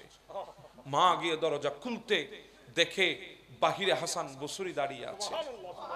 মা বলে, হুজুর আপনি? বলে আপনার সন্তান দুনিয়া থেকে বিদায় হয়ে গেছে। বলে হুজুর আমি তো ঘরের দরজা খুলে এখনো কাউকে বলি নাই, আপনি কিভাবে জানলেন? বলে আপনার সন্তানের এই দিকে রু যায় আর ওই দিকে আমার আল্লাহ আমার কাছে ইলহাম করেছে স্বপ্নের মধ্যে।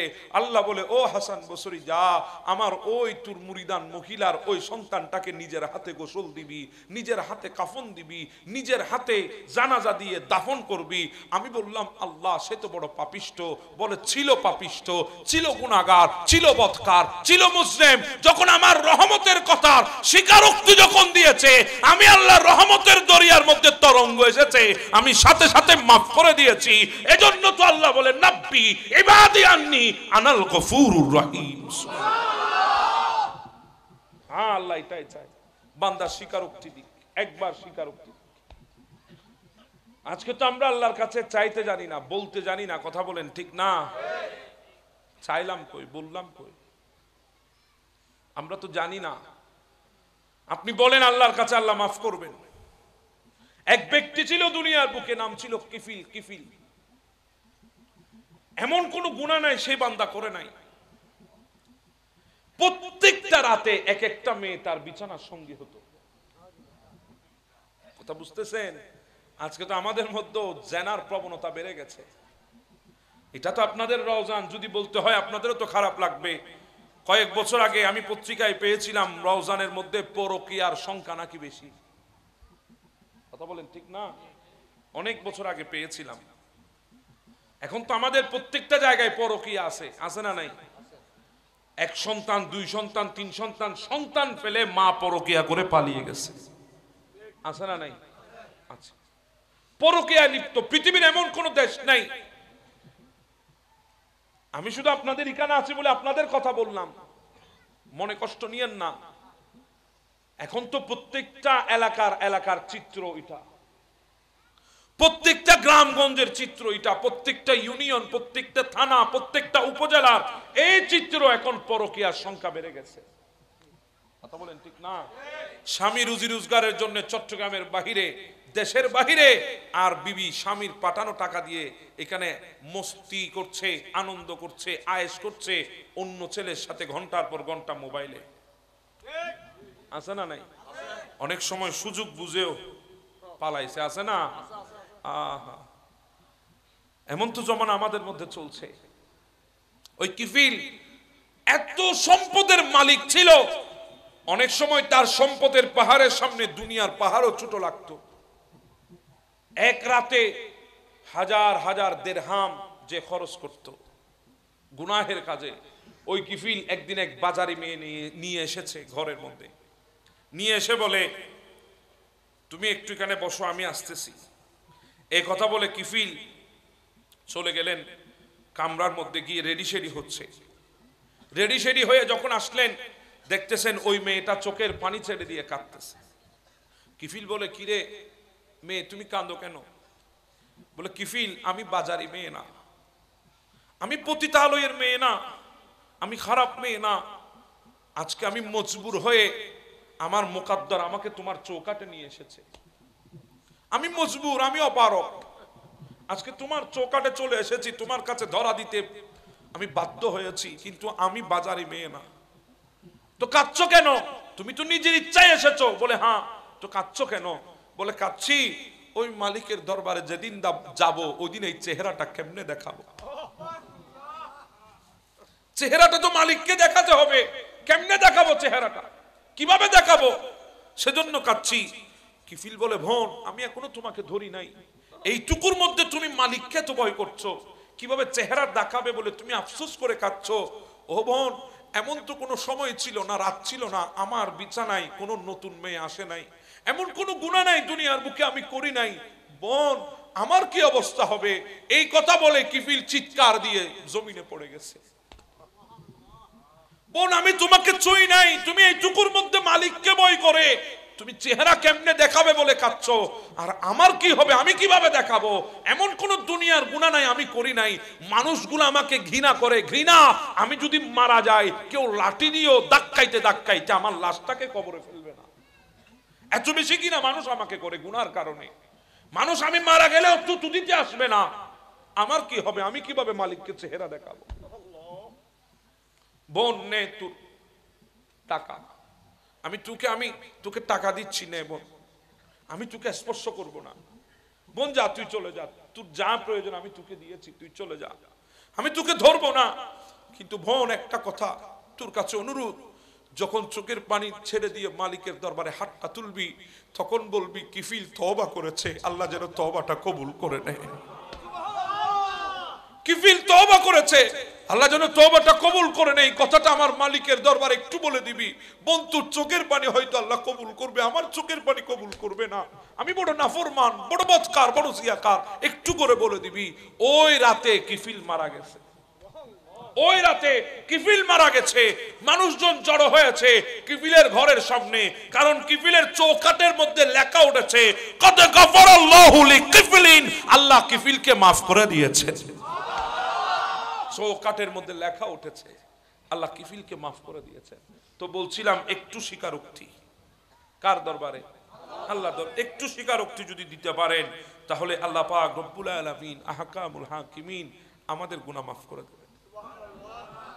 যদি মওতের আগে হায়াতটাকে যদি দামি বানাতে পারেন, বার্ধক্য আসার আগে যদি যৌবনটাকে মূল্যায়ন করতে পারেন, তখন আল্লাহ বলছে ফেরেশতাদেরকে সামনে নিয়ে, ইন্না উবাহিয়া বিহিল মালাইকা, ফেরেশতাদের সামনে আল্লাহ ফখর করতেছে, গর্ব করতেছে, হাদা আবদি হাক্কা, ওই জমিনে তাকিয়ে দেখ, ওই বান্দা আমার পারফেক্ট বান্দা। ওই বান্দাটাই আমার পারফেক্ট বান্দা। আল্লাহ আমাদেরকে নিয়ে ফেরেশতাদের সামনে গর্ব করে কখন? যখন বান্দা আল্লাহর দেওয়া নিয়ামতগুলা যথাযথভাবে যথাযথ জায়গায় ইস্তেমাল করে।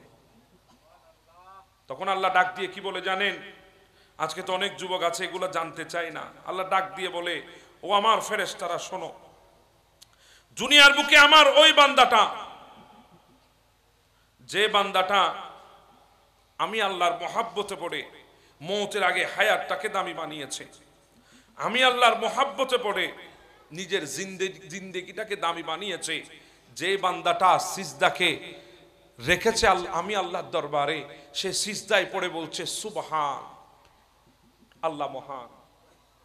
আল্লাহর মহামানিত্যের ঘোষণা যখন কোন যুবক বান্দা যখন সিজদায় পড়ে দে, আমার আল্লাহ ডাক দিয়ে বলে সাব্বাহতানি, যুবক তুই আমার প্রশংসা করেছিস, আমার মহানত্বের ঘোষণা দিয়েছিস, তুই কেন মহান হবি না?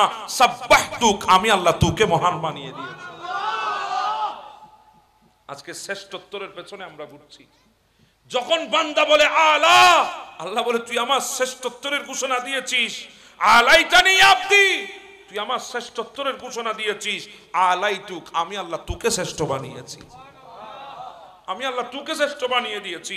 হ্যাঁ, আল্লাহ ডাক দিয়ে বলে ওই যুবক বান্দাগুলাকে, লাউলা ইয়া শাবাব, যুবক যদি তুই না হতি, তুই না হতি, যদি দুনিয়ার বুকে তুই না হতি, লা জাআলতুস সামা হাদিদা, আসমানটাকে আমি লোহার বানাই দিতাম, ওয়াল আরদা সাফসাফা, জমিনটাকে আমি তামার বানাই দিতাম, ওয়া মা আনজালতু মিনাস সামাই কাতরা, আসমান থেকে একটা বৃষ্টির ফোঁটাও দিতাম না, ওয়া মা আনবাতু মিনাল আরদি হাব্বা, জমিন থেকে একটা শস্য দানাও বের করতাম না, বাল আনজালতু আলাইহিমুল আযাবা সাব্বা, দুনিয়াটা অনেক আগে ধ্বংস করে দিতাম, পারি না, শুধু তুই যুবকের দিকে তাকিয়ে পারি না, শুধু তোর দিকে তাকিয়ে পারি না, তোর ইবাদতের দিকে তাকিয়ে পারি না।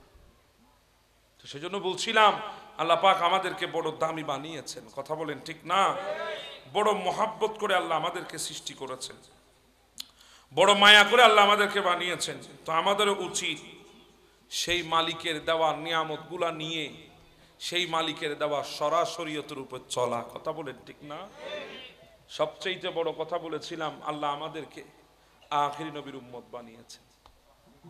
কার উম্মত? আখিরি নবীর উম্মত। যদি না হতাম তাহলে বুঝতেন অস্তিত্ব কোথায় গিয়ে বিলীন হয়ে যেত, অস্তিত্ব কিছুই থাকতো না।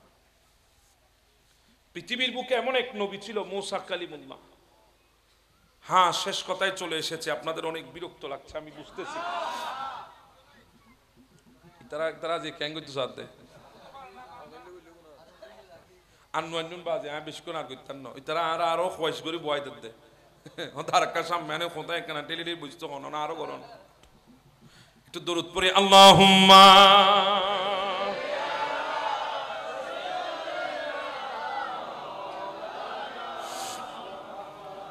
وعلى آل سيدنا हमने आँखों से देखा नहीं है मगर, हमने आँखों से देखा नहीं है मगर, उनकी तस्वीर सीने में मौजूद है, जिसने लाकर कलामे इलाही दिया, जिसने लाकर कलामे इलाही दिया, वो मोहम्मद मदीने में मौजूद है। सुभान हमने माना कि जन्नती बहुतों है हंसी, हमने माना कि जन्नती बहुतों है हंसी, छोड़ कर हम मदीना न जाए कहीं, यूं तो जन्नती में सब है मदीना नहीं, यूं तो जन्नती में सब है मदीना नहीं और जन्नती मदीने में मौजूद है हमने आंखों से देखा हमने आंखों से देखा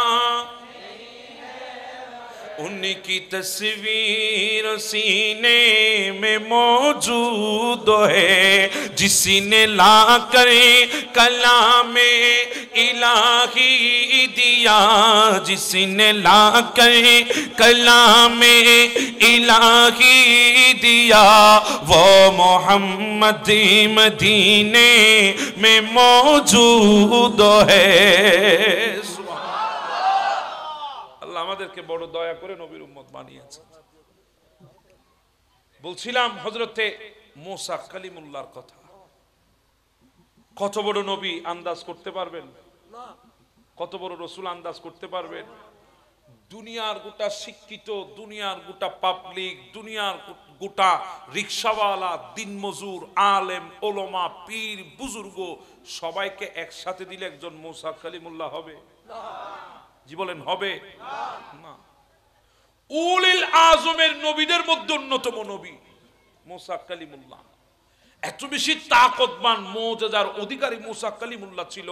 ইদরিব বিআসাকা, হাতের মধ্যে লাঠি ছিল, ওই লাঠি যদি পাথরের উপরে আঘাত হতো পাথর থেকে ঝর্ণা বের হয়ে যেত। ওই লাঠি যদি পানির উপরে আঘাত হতো ব্রিজ হয়ে যেত। ওই লাঠি যদি নিক্ষিপ্ত হতো সাপ হয়ে যেত। এত বড় মুজিজার অধিকারী মুসা কালিমুল্লাহ, এত বড় মুজিজার অধিকারী, যিনি দুনিয়ায় দাঁড়িয়ে আল্লাহর সাথে ডাইরেক্ট কথা বলেছেন, ডাইরেক্ট কথা বলেছেন। আমরা তো কথা বলি মোবাইল দিয়ে, কথা বলি ইন্টারনেট দিয়ে, কথা বলি এমবি দিয়ে, কথা বলি ওয়াইফাই দিয়ে, কথা বলেন ঠিক না? যদি এগুলা বন্ধ হয়ে যায় কথা বলার সুযোগ আছে? কিন্তু মুসা আলাইহিস সালামের কোনো নেটওয়ার্ক ছিল না, মোবাইল ছিল না, রিচার্জ ছিল না, ইন্টারনেট ছিল না, ওয়াইফাই ছিল না, জমিনে দাঁড়িয়ে ডাইরেক্ট মালিকের সাথে কথা বলছে। দাম কম না বেশি? আমাদের দেশে কেউ যদি মোবাইলে একটু এমপি সাহেবকে কল দিলে এমপি সাহেব যদি ধরে, আমার ফাওয়ারে তো আর দুনিয়া বাসে না। কথা বলেন ঠিক না? ওই কার সাথে কথা বলিস, আমার কল এমপি রিসিভ করে। আরে ভাই, দুনিয়ার এমপি কেউ ছিল 10 বছর, কেউ ছিল 15 বছর, হয়তো আবার কেউ আসবে 5 বছর থাকবে, এরপরে এমপি কই যাবে আল্লাহ ভালো জানে। কথা বলেন ঠিক না? মুসা কালিমুল্লাহ আল্লাহর সাথে কথা বলতেন ডাইরেক্ট। একদিন জিজ্ঞাসা করছে আল্লাহ, পৃথিবীর বুকে আমার চাইতে শ্রেষ্ঠ পৃথিবীর বুকে আর কেউ আছে? কারণ আমি তো ডাইরেক্ট আপনার সাথে কথা বলছি, আমি ডাইরেক্ট আপনার সাথে কথা বলছি, আমার চাইতে শ্রেষ্ঠ কেউ আছে? আমার আল্লাহ বলে, হ্যাঁ, আপনার চাইতে শ্রেষ্ঠ পৃথিবীর জমিনে আছে। কে? মুসা কালিমুল্লাহ অবাক হয়ে গেলেন, কে সেটা? আবার আমি কথা বলছি আপনার সাথে, আপনি জবাব দিচ্ছেন আমাকে আমার চাইতে শ্রেষ্ঠ পৃথিবীর বুকে আছে? বলে হ্যাঁ আছে। কে? বলে এখনো আসে নাই, অনেক পরে আসবে। আল্লাহ, তারা কারা? বলে তারা হবে আমার আখিরি নবীর উম্মত। হায়, শরীরের সমস্ত শক্তি দিয়ে বলেন সুবহানাল্লাহ। তারা আমার আখিরি নবীর উম্মত, তারা আমার অনেক কাছে, অনেক কাছে, অনেক কাছে। আল্লাহ কিভাবে? বলে তাদেরকে আমি একটা মাস দেব, রমজানুল মুবারক। ওই মাসটা তারা পাবে সেহরি থেকে ইফতার পর্যন্ত 14 ঘন্টা, 15 ঘন্টা, 16 ঘন্টা, 17 ঘন্টা না খেয়ে থাকবে, না খেয়ে থাকবে। সামনে খাবার আছে, লুকমা নেবে না, সামনে শরবত আছে, পান করবে না। তারা অপেক্ষা করবে আমি আল্লাহর সন্তুষ্টির জন্য। ইফতারের সময় হবে, হরেক রকমের খানা সামনে চলে এসেছে, লুবনীয় শরবত চলে এসেছে, হাত বাড়াচ্ছে না ওয়াক্তের জন্য, আমি মালিকের সন্তুষ্টির জন্য। যখন হাত তুলে দেবে আমার দরবারে, ও মুসা কালিমুল্লাহ, আপনার সাথে কথা বলছি, মাঝখানে 70টা পর্দারে, আল্লাহ আমি জানি আখিরি নবীর উম্মত হতে পারবো না। নবী হওয়ার পরে দোয়া করতেছে, আল্লাহ আমি জানি আমি আখিরি নবীর উম্মত হতে পারবো না আল্লাহ, কিন্তু আমি একটা জিনিস তোমার কাছে চাই। আল্লাহ, আমি যদি দুনিয়া থেকে চলে যাই, আমার লাশটা তুমি দুনিয়ায় রেখে দিবা যতক্ষণ আখিরি নবীর উম্মতগুলা দুনিয়ায় আসবে না। যখন আখিরি নবীর উম্মতগুলো আসবে, আল্লাহ আমি চাই তাদের হাতের ছোঁয়ায় যেন আমাকে দাফন করা হয়। এই হাতের দাম কত বেশি, এই হাতের দাম কত বেশি। এই হাতের ছোঁয়া চেয়েছে দানিয়েল আলাইহিস সালাম আল্লাহর দরবারে, আখিরি নবীর উম্মতের হাতের ছোঁয়া, হাতের ছোঁয়া। আমাদের হাতের ছোঁয়া চেয়েছে। আজকে এই হাত আমরা মানুষের গলা টিপে ধরছি, এই হাত দিয়ে মানুষের উপরে জুলুম করতেছি। অথচ দানিয়েল আলাইহিস সালাম এই হাতের ছোঁয়া চেয়েছে আল্লাহর দরবারে, আখিরি নবীর উম্মতের ছোঁয়া দিয়ে দাফন করবা।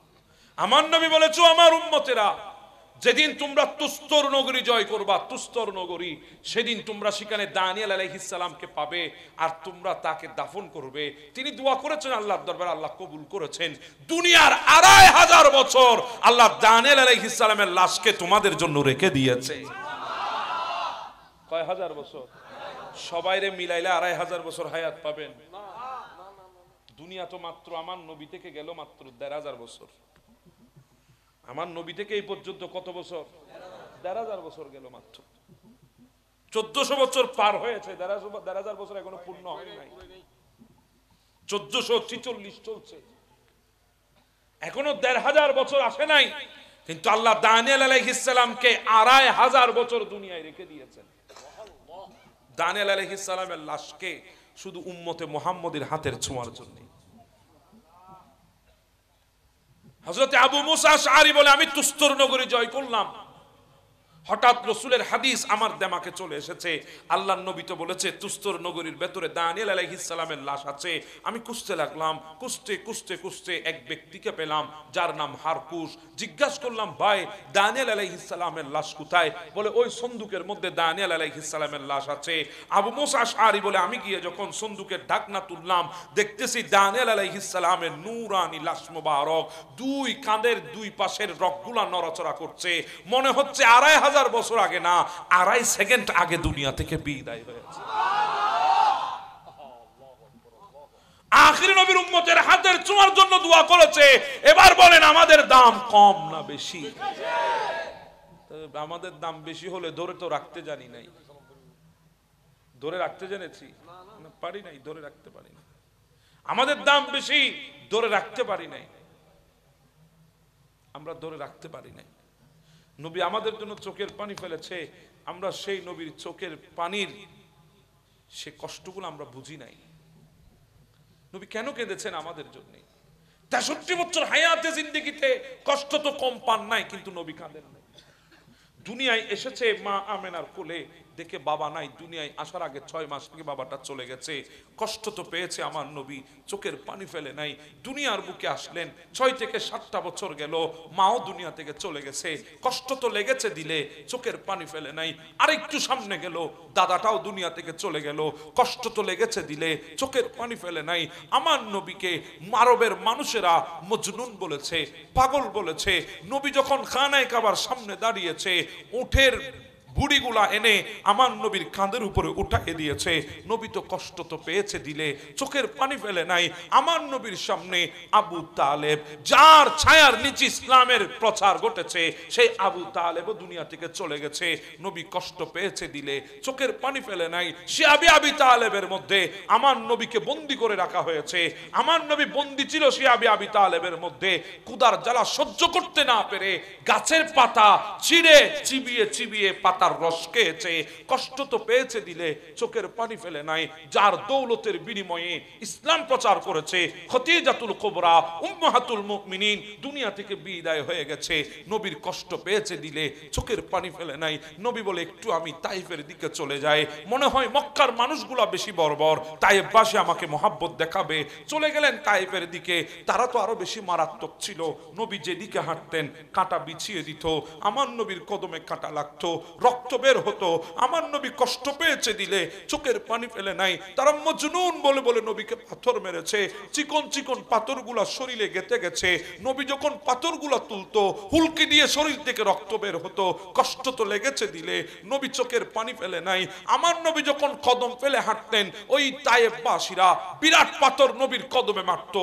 একটা পা যখন থেতলায় যেত, কদম থেতলায় যেত, নবী সেটাকে বটে ফেলতেন। এক কদমের উপর ভর করে নবী দাঁড়িয়ে থাকতেন। থাকতেন, ওই কদমের উপরে পাথর মারলে ওই কদমটাও থেতলে যেত। নবী বোটে হাঁটু গেড়ে জমিনে বসে যেতেন। কষ্ট তো পেয়েছে দিলে, চোখের পানি ফেলে নাই। তায়েফবাসীরা এমন জালেম ছিল, নবীর জামা মোবারক ধরে একবার উপরে তুলেছে, আবার জমিনের মধ্যে ফেলেছে। কষ্ট তো পেয়েছে দিলে, চোখের পানি ফেলে নাই। এমন অবস্থা ছিল নবী। আল্লাহ ডাক দিয়ে বলেছে, নবী গো, আপনি ছেড়ে দেন হানাই কাবা, আপনি ছেড়ে দেন বাপের বিটা, আপনি ছেড়ে দেন মায়ের বিটা, আপনি ছেড়ে দেন আপনার জন্মভূমি, ছেড়ে দিয়েছেন। কষ্ট তো পেয়েছে দিলে, চোখের পানি ফেলে নাই। মদিনায় চলে আসলেন। বদরের ময়দানে বিজয় আল্লাহ নবীকে দিয়েছেন, কিন্তু নবীর সামনে নবীর কলিজার টুকরা সাহাবীগুলা শহীদ হয়েছে। কষ্ট তো লেগেছে দিলে, চোখের পানি ফেলে নাই। উহুদের ময়দানে দন্দন শহীদ করেছে, কষ্ট তো পেয়েছে দিলে, চোখের পানি ফেলে নাই। উহুদের ময়দানে নিজের চোখের সামনে হযরতে আমির হামজাকে 700 টুকরা করেছে কাফেররা, কষ্ট তো পেয়েছে দিলে, চোখের পানি ফেলে নাই। মাথার যুদ্ধের টুপির, লোহার টুপির টুকরো মাথার ভেতরে ঢুকে গেছে, কষ্ট তো পেয়েছে দিলে, চোখের পানি ফেলে নাই। আমার নবী ক্ষুধার জ্বালা সহ্য করতে না পেরে পেটের মধ্যে পাথর বেঁধেছিল, কষ্ট তো পেয়েছে দিলে, চোখের পানি ফেলে নাই। নিজের সামনে মা ফাতেমাতুজ জোহরা নাকে আছে, কষ্ট তো দিলে পেয়েছে, চোখের পানি ফেলে নাই।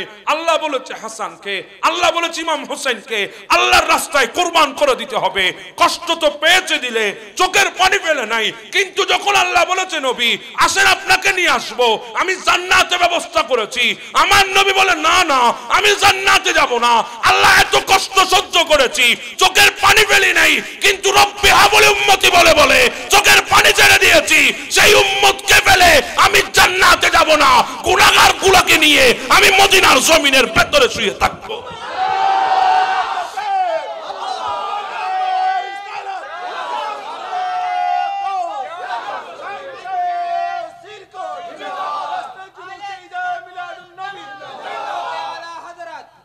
নবী জিন্দাবাদ, জিন্দাবাদ। নবী আমাদেরকে ফেলে জান্নাতে যায়নি, আমাদের জন্য মদিনার জমিনে শুয়ে আছেন, এই উম্মত গুলার জন্য, এই গুনাহগার গুলার জন্য। এবার বলি আমাদের কি করা উচিত নবীর জন্য? পারতাম হুলকুম থেকে সিনাটা দুভাগ করে কলিজাটা বের করে নবীর হাতে উঠাই দিতাম। যদি পারতাম তাহলে নিজের জানটা নবীর কদমে সুপর্দ করে দিতাম। এরপরও তো হক আদায় হবে না নবীর উম্মত হওয়ার হক। ভাই এতক্ষণ তো বললাম নবী আমাদের জন্য কি করেছে। এখন আমি যদি বলি আমরা কি করেছি, এখন অনেক মুখ আছে দৈনিক একবার করে ক্লিন শেভ করে, আছে না নাই? নবী কি করেছে, আমরা কি করছি? নবী আমাদের জন্য কি করেছে আর আমরা ক্লিন শেভ করছি। এমন শেভ যে দাড়িগুলোর মধ্যে আমরা খুল লাগাচ্ছি, নবী বলে ওগুলা দাড়িতে লাগাও না, ওগুলো আমি নবীর নবুয়তের কলিজায় লাগাচ্ছ। এখন কি আছে দুইজন যুবক আমি দেখতে পারবো যাদের মুখে দাড়ি নাই, বলবে রসুলুল্লাহর ওসিলায় রসুলুল্লাহর জন্য, রসুলুল্লাহর প্রেমে আমি দাড়ি রাখতে পারি। দুইজন যুবক কি দেখাতে পারবেন আমাকে? হাত তুলে দুইজন যুবক দেখাতে হবে যে নবীটা আমাদের জন্য এত কেঁদেছে। মাশাআল্লাহ, মাশাআল্লাহ। আসেন আসেন, আপনি কেন আসেন?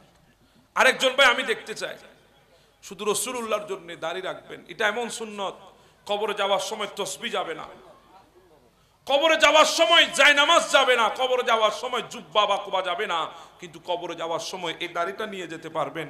অন্ততপক্ষে বলতে পারবো ইয়া রাসূলুল্লাহ কিছুই নাই, এই দাড়িটা নিয়ে এসেছি। আসেন কেউ clean shape, clean shape, clean shape, কিন্তু আজকে থেকে দাড়ি রাখবেন রাসূলুল্লাহর প্রেমে। কে আছেন? এতক্ষণ তো শুনলেন, এতক্ষণ তো কাঁদলেন, চোখের পানি জড়ালেন, তাকবীরও দিলেন, জজবাও দেখালেন, কিন্তু আমলের বেলায় তো কাউরে পাইলাম না। হ্যাঁ, একজন দেখাতে হবে আজকে, একজন দেখাতে হবে, একজন পাইছি, আর একজন লাগবে আমার। আরেকজন ভাই হিম্মত দেখায় হাত তুলে দেন। এই দাড়িগুলা কি কয়েকশো কেজি ওজন? জি বলেন, কয়েকশো কেজি? কি মনে হয়? অনেকে আছেন বিয়ে করি নাই হুজুর, দাড়ি রাখলে বউ দিবেনি। আরে বাবা, দুনিয়ার বউ, লাথি মারো। দুনিয়ার বউ দিয়ে কি করবা? বিয়ে কে করলো কে করে না এগুলো দেখার দরকার কি? দাড়ি রাখলে বিবি দেয় না তোমার কে বলছে? দাড়ি রাখলে আরো সুন্দরী সুন্দরী বউ বেশি পাওয়া যায়। কথা বলেন ঠিক না? যদি ঘরগুলা তোমারে দেখাইতে পারতাম হুজুরদের ঘরগুলা, তাহলে বুঝতা পৃথিবীর শ্রেষ্ঠ রমণীগুলা হুজুরের বিবি হয়ে আছে। হুজুরদের বিবি হয়ে বর্তমানে শ্রেষ্ঠ রমণীগুলো তাদের ঘরে সংসার করছে, দেখানোর সুযোগ তো নাই। একজন তুলো আমার, একজন আমি যুবক ভাই আজকে রাউজানের মধ্যে চাই, একজন যদি হাত তুলো আমি ডাইরেক্ট মঞ্চে টেনে তোমাদেরকে জড়াই ধরবো।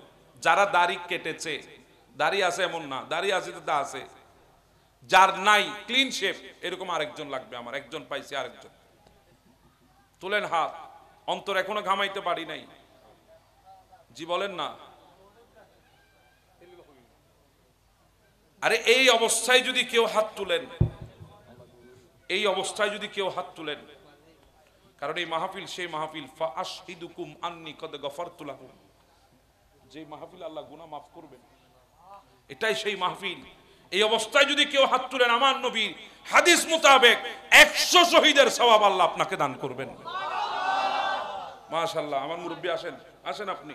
ও না আর তো বিদ্যান না ওরা খড়ে আইন কেই উনি কে নারে রিসালাত, নারে গাউসিয়া, শাহিন শাহে শ্রেকোট, আহলে সুন্নাত ওয়াল জামাত, মাসলাকে আলা হযরত। ওরা আর কোন আর তো বিদ্যান